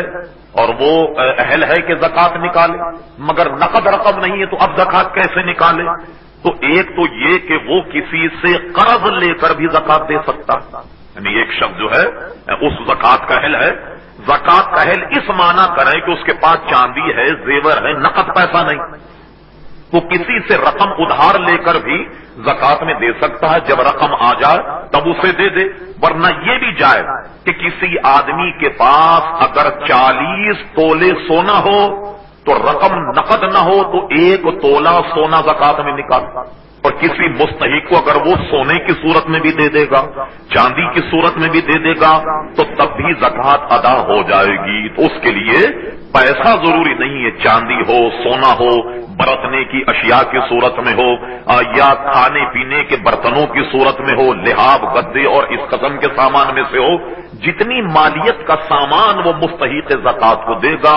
تو اس کی زکات ادا ہو جائے گی۔ اور یہ بتانا بھی ضروری نہیں کہ یہ رقم زکات کی ہے۔ زکات دیتے وقت دیکھیے قرآن مجید نے تو یہ بھی کہا وذی القربی، اپنے قریب والے کو دیکھو، یتامہ اور مساکین کو مؤخر کیا، وذی القربی کو پہلے بیان کیا۔ علماء فرماتے ہیں کہ آپ کے اپنے گھر میں اگر کوئی زکات کا مستحق ہے تو اسے پہلے دی جائے، اور اس کا دوہرا ثواب ہے۔ دوہرا ثواب کیا ہے؟ یعنی ایک تو صلہ رحمی کہ رشتے داروں کے ساتھ اچھا سلوک کرنے کو قرآن نے بیان کیا، رشتے داروں کے ساتھ حسن سلوک کے لیے حضور علیہ السلام نے ارشاد فرمایا۔ تو کیا ہوگا کہ جب آپ کی بہن اگر مستحق ہے تو بہن کو دی جا سکتی، خالہ مستحق ہے خالہ کو دی جا سکتی ہے، یعنی ایسے قریب والے لوگوں کا تو اس کا ثواب دوہرا ہے، ایک زکات دینے کا ثواب اور ایک اپنے عزیز اقارب کے ساتھ صلہ رحمی کا ثواب، کہ رشتے داروں کے ساتھ سلوک کرنے کے لیے کہا گیا تو ان کو بھی دی جا سکتی ہے۔ اب میں آخر میں، وقت بہت کم ہوتا ہے آپ جانتے، کہ میں ایک اس انداز میں آپ کے سامنے لسٹ رکھتا ہوں کہ زکات کن کن کو نہیں دی جائے گی اور کن کن کو دی جائے گی۔ اچھا، دینے سے متعلق تو آپ نے تفصیل سماعت فرمائی، جو مختصر طریقے سے زکات کے مستحق ہونے کے باوجود انہیں زکات نہ دی جائے، وہ کون لوگ ہیں؟ ملاحظہ فرمائی، اور اس کو ذہن میں اس خاکے کو بسا لیں تو سمجھنے میں بڑی آسانی ہو۔ کوئی شخص زکات اپنے والد کو نہیں دے سکتا، اپنے دادا کو نہیں دے سکتا اور دادا کو نہیں دے سکتا، اوپر جتنی بھی کڑیاں۔ اسی طرح کوئی شخص زکات اپنی دادی کو بھی نہیں دے سکتا اور دادی کو بھی نہیں دے سکتا، جتنے اوپر بھی یہ سلسلہ چلے اسے بھی زکات نہیں دے سکتا۔ اسی طریقے سے دوسری کڑی کی طرف آئیے، اپنے نانا کو بھی نہیں دے سکتا، نانی کو بھی نہیں دے سکتا، اوپر کی یہ 2 کڑیاں۔ اب اسی طرح نیچے آئیے، اپنی اولاد کو بھی نہیں دے سکتا، اپنے پوتے کو بھی نہیں دے سکتا، اگرچہ یہ مستحق ہوں زکات، پوتے کو بھی نہیں اور پوتے کو بھی نہیں۔ دوسری کڑی کی طرف آئیے نیچے، اپنے نواسے کو بھی نہیں دے گا، اپنی نواسی کو بھی نہیں دے گا، ان کو زکات نہیں دے گا اگرچہ یہ زکات کے مستحق ہیں۔ ہو سکتا ہے آپ کے ذہن میں یہ سوال ہو کہ جب یہ زکات کے مستحق ہیں تو یہ ان کو کیوں نہیں دے گا؟ بوجہ رشتے داری یہ تو زیادہ حقدار ہیں اس بات کے کہ آپ سے زکات کا مال لیں اور آپ ان کو دیں۔ اس کی وجہ کیا؟ اصل میں بنیادی وجہ اس کی یہ ہے کہ والد کی کفالت آپ کے ذمے ہے کہ حلال مال سے آپ اس کی کفالت کریں، زکات کے مال سے نہیں۔ اگر اسلامی حکومت ہو اور کوئی باپ شرعی عدالت میں درخواست دے، میں بوڑھا ہو گیا، کمانے کے لائق نہیں رہا اور میری اولاد مجھے خرچہ نہیں دے رہی، تو قاضی شرع کو یعنی اسلامی عدالت کے قاضی کو اختیار ہے کہ وہ جہاں ملازمت کرتا ہے اس کے والد کی کفالت کے لیے اس ادارے سے رقم کو منہا کر کے جبرن وہ اس کے والد کو دے گا۔ اسی طرح کوئی بچہ ہے، آپ دیکھتے ہیں کہ یہ زکات کا مستحق ہے اور باپ اس کو زکات نہیں دے گا، کیوں نہیں دے گا؟ باپ پر ضروری ہے کہ وہ اپنے اہل خانہ کی کفالت کرے، تو یہ زکات کے مد سے ان کو مدد نہیں دی جائے. اسی طرح نواسا نواسی نانا پر ضروری ہے کہ وہ اپنے حلال مال سے اس کی کفالت کرے. اسی طریقے سے پوتا پوتی دادا پر ضروری ہے کہ وہ اپنی اولاد اور اولاد کی کفالت جو ہے وہ اپنے مال سے کرے گا. یہ وجہ ہے جو دادا کو نہیں دی جائے گی نہ نانا کو دی جائے گی. اور اسی طرح اوپر اور اسی طرح نیچے نہ لڑکے کو دی جائے گی نہ پوتے کو دی جائے گی نہ نواسے کو نہ نواسی کو. ان کو زکات نہیں دی جائے گی. اچھا یہ بات بھی آپ نے سمجھ لی. اب کچھ ابہام آپ کے ذہن میں ہوگا کہ کہیں ایسا تو نہیں کہ اس سے اور ملتے جلتے ہوئے رشتے دار جو ان کو بھی نہ دی جائے. تو دیکھیے ان دو کڑیوں کو بہت آسانی سے سمجھیے. نواسا نواسی پوتا پوتی، اسی طرح اوپر نانا نانی دادا پردادا دادی یا پردادی، ان کو چھوڑ کر آپ سگے بھائی کو زکات دے سکتے ہیں، سگی بہن کو زکات دے سکتے ہیں، اپنی خالہ کو زکات دے سکتے ہیں، خالو کو زکات دے سکتے ہیں، خالہ زاد بھائیوں کو دے سکتے ہیں، خالہ زاد بہنوں کو دے سکتے ہیں، ماموزاد بہنوں کو دے سکتے ہیں، ماموزاد بہن کو دے سکتے ہیں، چچازاد بھائی کو دے سکتے ہیں اور چچازاد بہن کو دے سکتے ہیں. یعنی سوائے ان چار کڑیوں کے آپ ان میں اپنی زکات دے سکتے ہیں. اگر وہ مستحق ہیں تو ان کو دینا دوہرا ثواب ہے. ایک تو اپنے اعزاء کے ساتھ حسن سلوک کا، اور ایک یہ کہ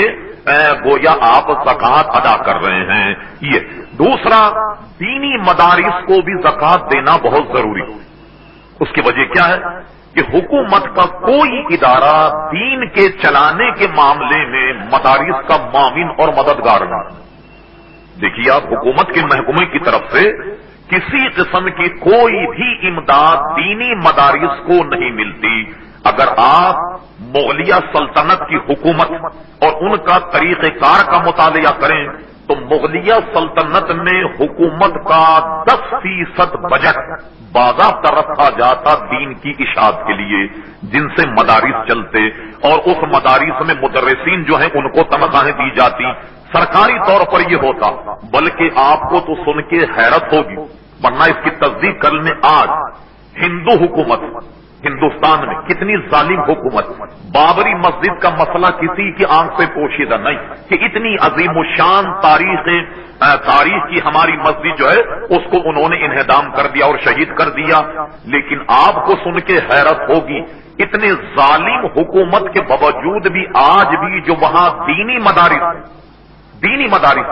مصدقہ جو حکومت میں رجسٹرڈ ہیں، تمام استادوں کی تنخواہ انڈین گورنمنٹ دیتی ہے. شیخ الحدیث ہو، فقہ کا پڑھانے والا ہو، جتنے عالم بشرطیے کہ وہ مدرسہ رجسٹرڈ ہو، ان کے معیار کے مطابق ہو، حکومت کا مصدقہ ہو، تو بھارتی حکومت جو ہے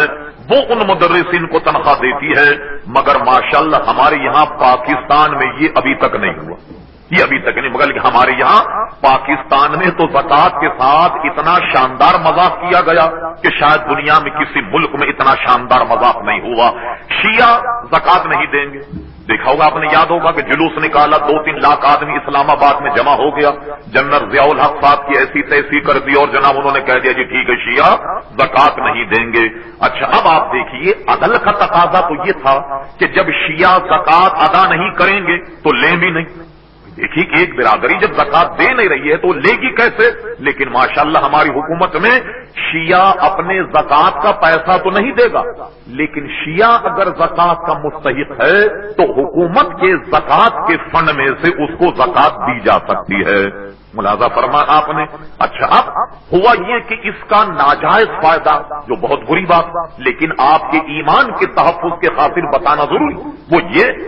کہ جب یہ کہہ دیا گیا کہ شیعہ سے زکات منع نہیں کی جائے گی، اچھے بھلے سنی مسلمان اپنے جناب بینک جا کر کے دستخط کرتے ہیں کہ میں شیعہ ہوں. کوئی کہتا میں آغا خانی، کوئی کہتا ہے کہ میں بوری ہوں. مجھے بتائیے یہ کس دن کا حصہ ہے کہ آپ اپنے آپ کو شیعہ، رافضی اور جناب جانے کیا کیا کہہ کر اپنی زکات کو یا جو کٹوتی ہوتی ہے اس کو آپ بچانے کی کوشش کر رہے ہیں؟ یہ شریعت میں ہرگز جائز نہیں. تو بہرحال یہ تو بہت بڑا عنوان. مسئلہ یہ ہے کہ چونکہ دینی مدارس کو کہیں سے امداد نہیں آتی، لہذا دینی مدارس کو بھی اپنی ترجیحات میں رکھیں کہ ان کو بھی زکات دی جائے۔ اچھا، امام شافعی کا مذہب تو اس میں یہ ہے کہ جیسا کہ قرآن کی نص سے بھی ہے کہ وہ اللہ کے راستے میں زکات دی جا سکتی ہے، یعنی دینی مدارس کو اگر زکات دی جائے تو امام شافعی کے نزدیک دین کی اشاعت میں بھی زکات جو ہے وہ جائز، لیکن امام اعظم ابو حنیفہ اس میں تملیغ کی شرط کرتے ہیں کہ زکات کے مستحق ہو جب تک اس زکات کے مال کا مالک نہ بنا دیا جائے اس وقت تک زکات ادا نہیں ہوگی۔ لہذا جو دینی مدارس ہیں ان میں زکات اور خیرات کے مستحق طلباء ہمیشہ رہتے ہیں، لہذا ان اداروں کو بھی زکات دی جائے اور دیتے وقت لکھوا دیا جائے کہ یہ رقم زکات کی ہے۔ یہ رقم جب مدارس میں پہنچے اس کے محتمین کی یہ ذمہ داری ہے کہ جو زکات کی مد میں رقم آئے اس کو زکات کی مد ہی میں خرچ کیا جائے۔ اچھا، اب یہ ہیں وہ چیزیں کہ جن کو ہم نے کہا کہ زکات آپ کس کو دیں گے، کون زکات دے گا، اس پر گفتگو ہم گزشتہ نشست میں کر چکے۔ اچھا، اب جب آپ نے یہ سمجھ لیا کہ وہ اپنی دادا اور دادی، نانا نانی کو نہیں دے سکتا، اس میں اور بھی ذرا سا اضافہ کریں کہ کن کو نہیں دے سکتا۔ اچھا، اسے بتانے کی ضرورت نہیں کہ جو مال کا مالک ہو اسے زکات نہیں دیں گے آپ، اس لیے کہ تو پیسوں کا مالک اس کو زکات کر۔ اچھا، اور کیا ہے؟ سید کو زکات نہیں دے سکتا، ہاشمی کو زکات نہیں دے سکتا، اگرچہ وہ زکات کا مستحق ہے۔ زکات اگر سید کو دی گئی تو ادا نہیں ہوگی، سید کو زکات دینا بھی حرام اور سید کو زکات لے کر کھانا بھی حرام۔ حدیث شریف میں آیا کہ جو علماء نے یہ مسئلہ لکھا تو یہ کس حدیث سے اس کو لیا؟ ہوا یہ کہ زکات کے مالک کی کچھ کھجوریں آئی، وہ حضور کی خدمت میں ایک ڈھیری لگی ہوئی۔ حضرت امام حسن حسین یہ چھوٹے بچے تھے، یہ کھیلتے ہوئے آئے اور اس کھجور کے ڈھیر میں سے ایک کھجور اٹھا کر حضرت امام حسن نے اپنے منہ میں رکھ لی۔ حضور کی جب نظر پڑی تو آپ نے تنبیہ فرما کر کھجور ان کے منہ میں سے نکال لی اور نکال کر کہا یہ مال کا میل ہے، یہ یعنی سیدوں کے لائق نہیں، یہ ہمارے خاندان کے لائق نہیں ہے، یہ تو مال کا میل ہے۔ کیا مطلب ہوا میل کا؟ دیکھیے، ہم کہتے ہیں جو 2.5% حصہ ہم پیسے میں سے نکالتے ہیں ہم اس کو کیا کہتے ہیں؟ زکات۔ زکات کہتے ہیں۔ اب اس کو وقف کریں تو یہ بنتا ہے زکات۔ زکات کے معنی ہے تطہیر اور پاکی کے، جیسے فرمایا قد افلح من تزکا، کیا قد افلح من تزکا، وہ کامیاب ہوا جس نے پاکی اختیار کی۔ جیسے فرمایا کما ارسلنا فیکم رسولا منکم یتلو علیکم آیاتنا ویزکیکم، یہ بھی دیکھیے زکات کی سے ملتا ہوا صیغہ، ویزکیکم ویعلمکم الکتاب والحکمہ، یہ جو ہم نے تمہارے پاس نبی بھیجا یہ جانتے ہو کیا کام کرتا ہے؟ یہ تمہیں پاک کرتا ہے، ویزکیکم یہ تمہیں پاک کرتا ہے، ویعلمکم الکتاب والحکمہ اور کتاب اور حکمت تمہیں سکھاتا ہے۔ تو اس کو زکات اسی لیے کہتے ہیں کہ جس مال میں سے یہ نکالی جائے، جس مال میں سے یہ نکلی، اب جو مال بچ گیا یہ پاک ہو گیا، اس کی تطہیر ہو گئی۔ اور زکات کا مال اگر اس میں ہوگا یہ ناپاک ہے، یہ جب اس میں جائے گا تو یہ مال بھی ہلاک ہوگا، اس کے پاس جو دوسرا مال ہے اسے بھی ہلاک کر دے گا۔ تو حضور نے فرمایا یہ میل ہے اور ان کے منہ سے نکال لی، یعنی یہ کہ کھانے نہیں دی انہیں کھجور۔ تو سید کو، ہاشمی کو زکات نہیں دی جا سکتی۔ بڑی معذرت کے ساتھ کوئی صاحب ہوں تو سن لیجئے گا ہماری اس تلخی کو، اور اگر مسئلہ سمجھ میں نہ آئے تو ہم سے اس مسئلے میں افہام و تفہیم بھی فرما لیں۔ بعض علاقے فرنٹیئر ایسے کہ جہاں زکات کا مستحقی سید، یعنی باضابطہ وہ آ کر کہتا میں سید ہوں نکالو زکات، یعنی لوگوں نے مستحق اسے بنا کر رکھا کہ جو سید ہے، باضابطہ وہ آن کر کہتا کہ میں سید ہوں اور لاؤ زکات کا حصہ، یعنی میرا حق ہے کہ میں زکات لوں، یہ غلط ہے۔ جاننے کے باوجود کوئی سید کو زکات دے گا تو ادا نہیں ہوگی، اور لینے والے کے لیے بھی یہ حرام ہے، دینے والے کے لیے بھی حرام ہے کہ اس کی زکات ادا نہیں ہوگی۔ تو ہم نے بہت آسان طریقے سے آپ کے سامنے یہ سارا چارٹ رکھا کہ زکات کس کو دی جائے، کون کون مستحق ہے اور کن کن لوگوں کو زکات نہ دی جائے۔ دینی مدارس میں جب آپ زکات دیں تو بغیر تردد کی عرض کرتا ہوں بات، مجھے اس کے کہنے میں کوئی شرم محسوس نہیں ہوتی کہ جتنے سنی ادارے ہیں انہیں دیجیے،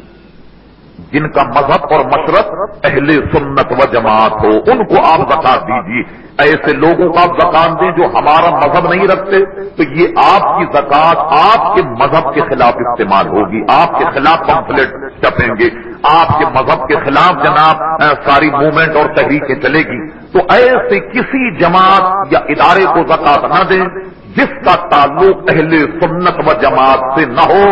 زکات کو ادا ہونا تو درکنار، الٹا وبال ہوگا جو آپ کے مذہب کے خلاف جو وہ کام کریں گے، اس کا وبال اور آپ کی گردن پر ہوگا۔ ایک مسئلہ رہ گیا، اور ایک مسئلہ، بیوی شوہر کو بھی زکات نہیں دے سکتی اور شوہر بیوی کو بھی زکات نہیں دے گا۔ کہ ایک شخص نے زکات نہیں نکالی اور اب سال بیت گیا، تو اب جو مال اس کے پاس ہے اس کی زکات تو نکالے ہی گا، جو زکات کی رقم اس کے پاس ہے اس زکات پر بھی زکات دینی آئے گی۔ مثلا کسی کے ذمے 10,000 روپے تھے جو وہ نہ نکال سکا، تو اب وہ اس سال کی اپنے پورے مال کی زکات بھی نکالے گا، گزشتہ سال کے 10,000 بھی نکالے گا، اور 10,000 پر اس کا 40واں حصہ جو بنتا ہے اسے بھی نکالے گا۔ اچھا، یہاں ایک بڑا اہم مسئلہ یہ ہے، آپ تمام حضرات کے اور خصوصاً جو بڑی بڑی جماعتیں چلاتے ہیں ان کے قائدین، ان کے عہدے داروں کے لیے وہ یہ ہے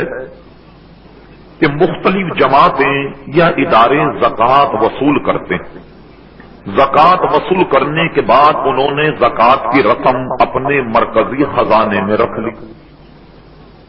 اور سال بھر گزرنے کے باوجود اگر انہوں نے زکوٰۃ کو خرچ نہ کیا تو اب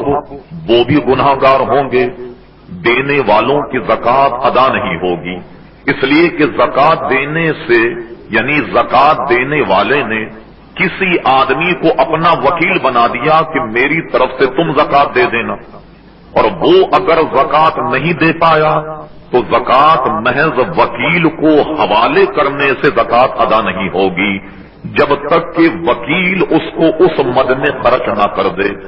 اگر آپ نے اپنی جماعت کو زکوٰۃ دی کہ یہ زکوٰۃ کی رقم، یہ زکوٰۃ کب ادا ہوگی؟ جب جسے آپ نے وکیل بنایا وہ خرچ کرے، تو آپ نے جس کے حوالے زکوٰۃ کی رقم کی وہ وکیل، چاہے وہ جماعت کا سربراہ ہو، کسی ادارے کا سربراہ ہو، وہ وکیل کو چاہیے کہ جلد از جلد اس زکوٰۃ کو زکوٰۃ کی مد میں خرچ کر دے۔ اگر اس نے خرچ نہ کی تو ظاہر ہے کہ دینے والے کی زکوٰۃ ادا نہیں ہوگی، لینے والا ادارہ یا اس کے ذمہ دار وہ گناہگار ہوں گے، اور زکوٰۃ کی رقم پر بھی زکوٰۃ لگے گی۔ اب سوچنے کی بات یہ ہے کہ آپ نے ماشاءاللہ آپ مالدار ہیں، آپ نے 1,00,000 روپیہ اپنے ادارے کو زکوٰۃ دے دی اور اس نے سال بھر خرچ نہ کی، اس کے خزانے میں پڑی رہی، تو آپ کے ذمے 2,500 روپے اس زکوٰۃ پر اور دینا لازم آئے گا جو گزشتہ سال آپ نے نکالی، جو خرچ نہیں ہوئی۔ ایک بات، دوسرا یہ ہمیں بڑی حیرت ہوتی ہے اس بات پر کہ تمام ادارے اور خود ہماری حکومت بھی سال میں جب حساب کرتے ہیں زکوٰۃ کا تو بڑی بڑی جماعتیں بطور تحسین کے، بطور خوشی کے اپنے ممبران کو بتاتی ہیں کہ بھائی اس سال ہم نے زکوٰۃ کی مد میں 10 لاکھ بچا لیے، یعنی دیکھا ہم نے اتنی احتیاط سے پیسہ خرچ کیا کہ آپ نے جو ہمیں زکوٰۃ دی تھی اس میں سے آپ کے 10 لاکھ روپے بچ گئے یا 2 لاکھ روپے بچ گئے۔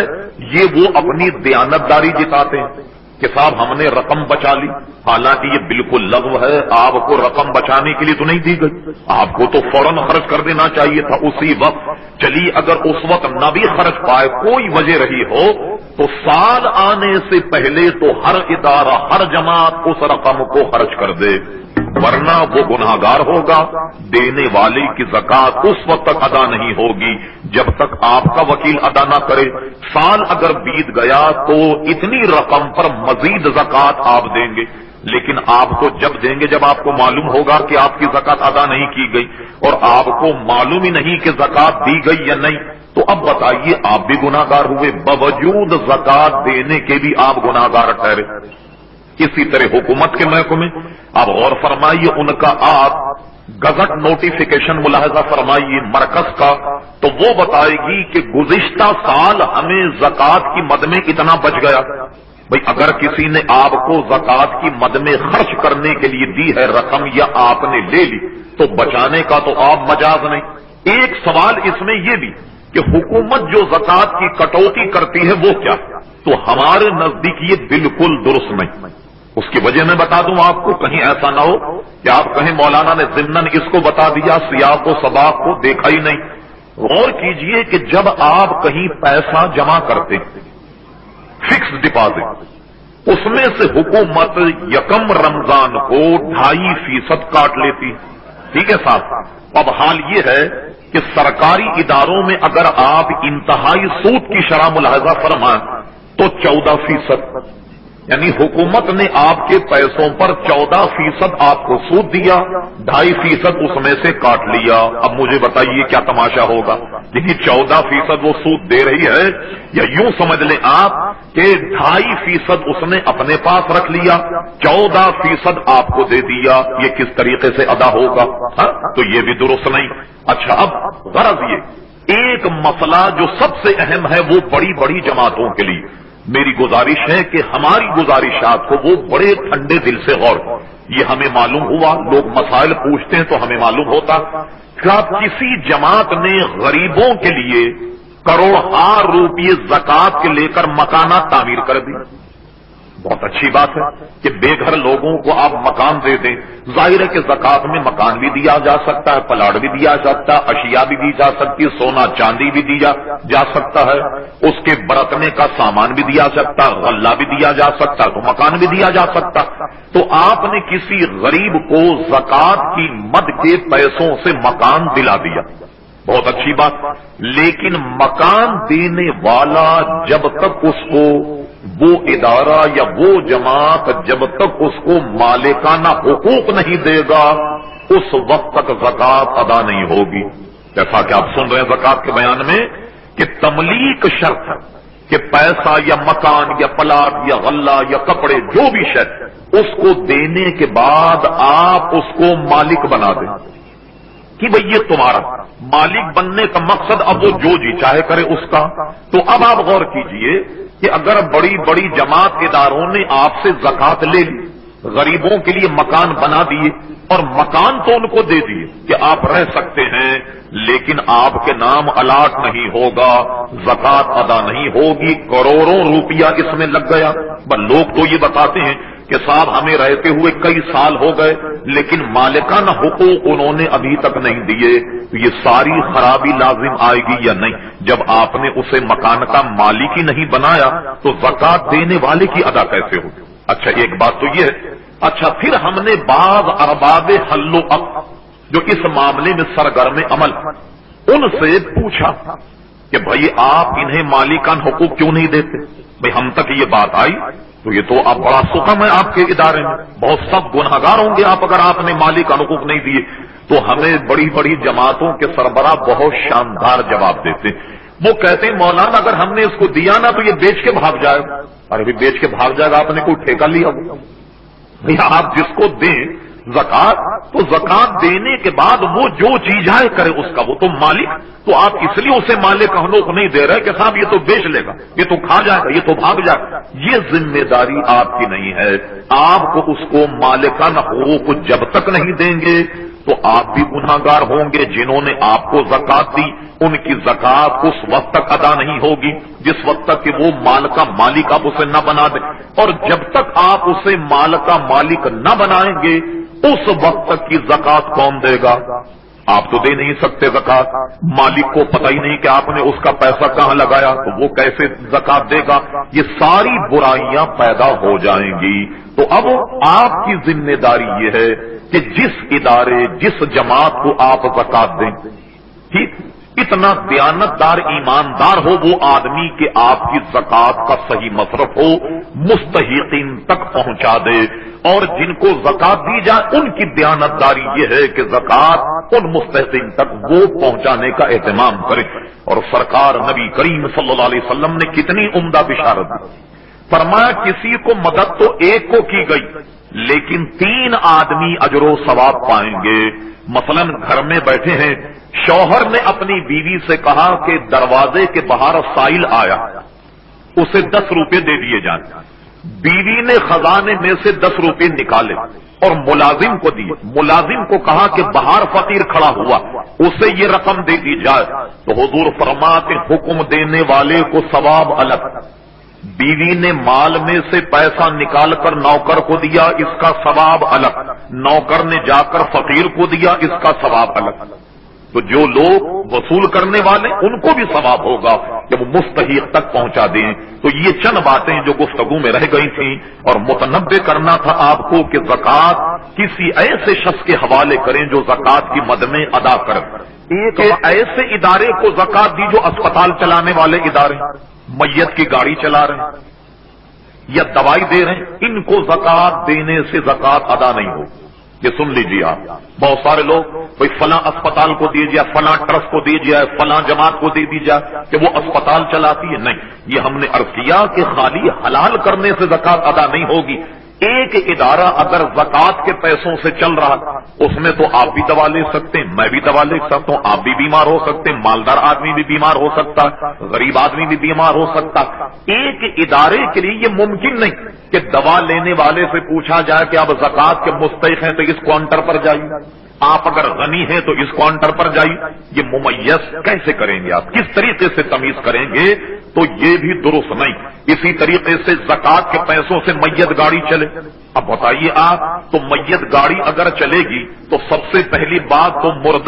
مردے کے سلسلے میں اگر آپ اس کو زکوٰۃ کے پیسوں سے دفنا دیں تو زکوٰۃ کیسے ادا ہوگا؟ میت کا کفن اگر آپ زکوٰۃ سے دیں تو زکوٰۃ ادا نہیں ہوگی، اس لیے کہ میت کو دینے سے ادا نہیں ہوگی، زندے کو دینے سے ادا ہوگا۔ اگر کہیں ایسا مسئلہ ہو کہ تجہیز اور تکفین کا سامان نہیں ہے تو آپ ان کے گھر والوں کو دے سکتے ہیں، یہ پیسہ لیجئے اپنی میت کو دفنا دیں، کفن میں، دفن میں، قبرستان لے جانے میں، ایمبولینس میں، جو خرچ آیا آپ یہ ادا کریں، لیکن دیں زندے کو۔ تو ایسے اداروں کو دینے سے بھی زکوٰۃ ادا نہیں ہوگی کہ جن کے یہاں اس قسم کی مدات طے شدہ نہیں ہے کہ غنی کہاں سے دوا لے گا، فقیر کہاں سے لے گا۔ تو یہ ساری باریکیوں کو ملحوظ رکھتے ہوئے بنیادی طور پر میں کہنا یہ چاہتا تھا کہ ایسے کو زکوٰۃ دیں کہ آپ کو تو تسلی ہو جائے کہ آپ کی زکوٰۃ ادا ہو گئی۔ یہ چند باتیں قرآن مجید فرقان حمید میں جتنی تاکید ان 2 فریضوں کی آئی کسی اور کی نہیں، یعنی نماز پڑھو اور زکوٰۃ دو۔ مشکل سے آپ کو 2-3 رکوع کے درمیان کوئی شاید ایسا رکوع ملے جس میں زکوٰۃ اور نماز سے متعلق کوئی ہدایت نہ ہو۔ بار بار تکرار، بار بار اس کا بیان کرنا، اس سے معلوم ہوتا ہے کہ ان دونوں مسئلے کی نوعیت جو ہے وہ بڑی سنگین، یعنی کہ ان کی ادائیگی پر بے شمار ثواب اور عدم ادائیگی پر بہت سارا عذاب اور عتاب۔ اس سے اس کی اہمیت کا پتہ لگتا ہے۔ قرآن مجید فرقان حمید میں تو مسلمانوں کی علامتوں میں سے اسے قرار دیا گیا، فرمایا گیا کہ الف لام میم ذالک الکتاب لا ریب فیہ، یہ وہ کتاب ہے جس میں کسی قسم کی شک کی گنجائش نہیں۔ ھدی للمتقین الذین یؤمنون بالغیب، یہ ہدایت کرتی ہے ان متقی لوگوں کو کہ جو غیب پر ایمان رکھتے ہیں، وَيُقِيمُونَ الصَّلَاةَ اور نماز پڑھتے، وَمِمَّا رَزَقْنَاهُمْ يُنْفِقُونَ، اور یہ انہیں بھی ہدایت کرتی ہے یا اس میں ان کے لیے بھی ہدایت ہے جو اللہ تبارک و تعالیٰ کے دیے ہوئے رزق میں سے اللہ کے راستے میں خرچ کرتے۔ برابر کہ قرآن مجید میں اس کی بے انتہا تاکید۔ احادیث مقدسہ کی طرف آپ آئیں، ہم نے ایک مرتبہ نماز جمعے کے موقع پر اس حدیث پر تفصیلی ہم نے گفتگو کی، اور یہاں بھی اس کی اہمیت کو ملحوظ رکھتے ہوئے دوبارہ گزارش کی جاتی۔ دیکھیے، کلمہ پڑھنے کے بعد جو 4 دین کے رکن ہیں وہ آپس میں ایک دوسرے سے ایسے مربوط ہیں کہ ان میں سے ایک کو جان کر کے چھوڑنے والا ان تینوں کا بھی تارک کہلائے گا، یعنی اس نے وہ 3 فرض بھی ادا نہیں کیے۔ مثلا کلمہ شریف پڑھنے کے بعد سب سے پہلا فریضہ نماز، دوسرا زکات، پھر اس کے بعد استطاعت ہو تو حج ہے، اور ہر سال رمضان میں روزوں کا رکھنا ہے۔ لیکن نماز کی فرضیت اتنی اہم کہ زکات کو آپ جب دیں گے جب مال ہو، روزے جب رکھیں گے جب سال میں 1 مہینہ آئے، اچھا حج اس وقت کریں گے جب ظاہرہ یعنی آپ کے اخراجات میں سے اتنی رقم بن جائے کہ آپ جا کر آ سکیں اور وہاں کا خرچ وغیرہ برداشت کر سکیں، تب حج فرض ہے۔ لیکن نماز تو کلمہ پڑھتے ہی فرض ہے۔ اچھا، اب زکات اور دوسرے 2 اور فریضے یہ آپس میں اتنے ایک دوسرے سے ملے ہوئے ہیں کہ حدیث شریف میں فرمایا گیا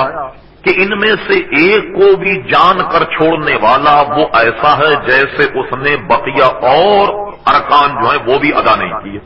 مثلا ایک آدمی زکات کو دے مگر نماز نہ پڑھے، حج فرض ہو تو حج نہ کرے، رمضان کے روزے نہ رکھے، تو محض زکات ایک فرض ادا کرنا یہ اس کے لیے فائدے مند اور نجات کا ذریعہ نہیں بنے گا۔ اسی طرح زکات بھی دیتا ہو، رمضان کے روزے بھی رکھتا ہو، نماز بھی ادا کرتا ہو، لیکن اللہ نے اگر اس کو اتنا مال دے دیا تو کوئی عذر مانے نہ ہو، جان کر کے حج کرنے نہیں جاتا، سب گناہگار ہے۔ وہ ایسا کہ جیسے اس نے بقیہ کام بھی نہیں کیے۔ اب اس سے اندازہ لگائیے، یہ 4 فرض اپنے اندر اتنے مربوط اور ایسے ملے ہوئے ہیں کہ کلمہ پڑھنے کے بعد ان 4 کو ادا کرنا یہ اسلام کی اور اس کے مسلمان ہونے کی دلیل ہے۔ اچھا، اب دیکھیے اس کی تائید میں حدیثیں بھی کئی آئیں، اور صدیق اکبر رضی اللہ تعالیٰ عنہ کا ایک قول جو حضرت عمر اور حضرت صدیق اکبر کے مابین ایک مکالمہ ہوا، اس سے بھی اندازہ ہوتا ہے اس کی اہمیت کا کہ جو حدیث ہم نے بیان کی یہ آپس میں ایک دوسرے سے کتنے مربوط ہوا۔ یہ کہ حضور صلی اللہ علیہ وسلم کے وصال کے بعد کچھ ایسے جزائر، کچھ ایسی بستیاں اور برادریاں تھیں جنہوں نے زکات دینے سے انکار کر دیا۔ اچھا، انکار کرنے کے بعد صدیق اکبر رضی اللہ عنہ کو پیغام بھیجا۔ وہ پیغام سنیے کیا تھا، کہنے لگے اے ابو بکر، چونکہ تم رسول اللہ صلی اللہ علیہ وسلم کے جانشین بن گئے ہو اور ظاہر ہے کہ آپ حکومت کریں گے اور آپ کا اقتدار، آپ خلیفۃ المسلمین، تو نمازیں تو آپ ہم سے پڑھوا لیں جیسے رسول اللہ پڑھوایا کرتے تھے، حج بھی ہم کرنے کے لیے تیار، اچھا اسی طریقے سے رمضان کے روزے بھی ہم رکھنے کے لیے تیار، لیکن حضور کے وصال کے بعد ہم سے زکات موقوف کر دی جائے۔ زکات کو ہم حضور ہی کو دیا کرتے تھے، آپ ہم سے زکات وصول نہ کریں۔ یاد رہے کہ زکات کا نظام اجتماعی نظام ہے، انفرادی نہیں۔ اب ہوا کیا کہ جب ہمارے یہاں اسلامی حکومت نہیں ہوئی، یہ سارے معاملات نہیں ہوئے، تو اب اس اجتماعی صورت نے انفرادیت حاصل کر لی کہ آپ اپنے طور پر نکال کر اور غریب کے حوالے کر دیتے، ورنہ ہوتا یہ ہے کہ اسلامی حکومت میں ایک محکمہ ہوتا زکات کا، وہ زکات لوگوں سے وصول کرتا ہے، وہ نہ دیں تو بالجبر اسے وصول کیا جائے گا، اور سارے معاملات جو ہیں ایک پورا ڈپارٹمنٹ، ایک پورا ادارہ اس کو ڈیل کرتا تھا۔ تو انہوں نے کہا کہ آپ زکات چھوڑ دیں اور دوسری عبادتیں ہم سے کروا لیں۔ تو حضرت صدیق اکبر نے ان سے ایسا جہاد کرنے کا اہتمام کیا جیسے کفار اور مشرکین سے جہاد کیا جاتا تھا. فوج تیار کر اور فرما ان پر حملہ بولو اور ان پر حملہ کرو. نہ صرف یہ کہ حملہ کرنے کا اہتمام کیا بلکہ حملہ کر بھی دیا. ایک دو نہیں ہزاروں کو اس میں قتل کیا گیا. جب صدیق اکبر نے مانعین زکات پر حملہ کرنے کی تیاری کی تو حضرت عمر روکنے کے لیے آئے. دونوں بزرگوں میں افہام اور تفہیم ہوئی. حضرت عمر نے انہیں دلیل یہ دی کہ اے ابو بکر صدیق رضی اللہ عنہ، ہم نے تو رسول اللہ صلی اللہ علیہ وسلم سے یہ سنا کہ کفار مشرکین سے لڑا جائے، اس وقت تک لڑا جائے، اس وقت تک لڑا جائے جب وہ یہ کہنے لگ جائیں لا الہ الا اللہ محمد رسول اللہ صلی اللہ علیہ وسلم. اب ہاتھ روک لیا جائے. اب اس قوم نے امان پالی، یعنی لوگوں کو اس وقت تک مارا جائے جب تک وہ کلمہ نہ پڑھ لیں تو ہاتھ روک لیا جاتا ہے، اور گویا کلمہ پڑھنے سے وہ مسلمان ہو گیا تو ہاتھ روک لیا جائے. اچھا، ایک مرتبہ اس کے برعکس مظاہرہ ایک جنگ میں ہوا جس پر حضور نے حضرت غالب حضرت خالد ابن ولید پر سخت گرفت کی. ایک جنگ میں خالد ابن ولید نے جب ایک پر تلوار اٹھائی تو اس نے جان بچانے کے لیے کلمہ پڑھ لیا لا الہ الا اللہ محمد رسول اللہ صلی اللہ علیہ وسلم. اسے حضرت خالد ابن ولید نے قتل کر دیا. اب یہ شکایت جب حضور علیہ السلام تک پہنچی تو حضور نے فرمایا یہ تم نے کیا کیا؟ خالد ابن ولید رضی اللہ عنہ نے کہا حضور اس نے جان بچانے کے لیے ایسا کیا، یعنی جب میں نے قابو پا لیا میں اسے قتل کرنے والا، محض جان بچانے اس نے کلمہ پڑھا. حضور نے فرمایا کیا تم نے اس کے دل میں جھانکا تھا کہ اس نے یہ کلمہ ریاکاری میں پڑھا تھا، تسنع میں یا دکھاوے کا پڑھا تھا؟ خبردار، جب قوم کلمہ پڑھ لے تو ہاتھ روک لی جائے. جس نے کلمہ پڑھ لیا اس نے امان پا لی. یہ فلسفہ حضرت عمر کے ذہن میں تھا تو انہوں نے کہا کہ حضور نے تو فرمایا اس وقت تک اس قوم سے لڑا جائے جب تک وہ لا الہ الا اللہ نہ کہہ لے، یعنی پورا کلمہ محمد رسول اللہ صلی اللہ علیہ وسلم. تو ان کا بتانے کا مقصد یہ تھا کہ اے ابو بکر صدیق، یہ تو نمازیں پڑھتے ہیں، یہ تو حج کرنے والے لوگ، یہ روزہ رکھنے والے لوگ، یہ کلمہ پڑھنے والے لوگ ہیں، کیا آپ ان سے ایسے جہاد کریں گے کہ جیسے کفار اور مشرکین سے کیا جاتا؟ تو صدیق اکبر نے جو حدیث ہم نے بیان کی اس کی روشنی میں اس کی تفسیر یہ بیان کی کہ اے عمر رضی اللہ تعالیٰ عنہ، بات یہ ہے کہ میں اس قوم سے اس وقت تک لڑوں گا جب تک وہ ان دونوں میں تمیز کرنا چھوڑ دے، اور جب تک وہ جیسا نماز کا فریضہ ہے اسی طرح زکات کو بھی جب تک نہیں مانے گا میں اس قوم سے لڑوں گا. کیا مطلب ہوا؟ جیسے حج فرض ہے اسی طرح زکات.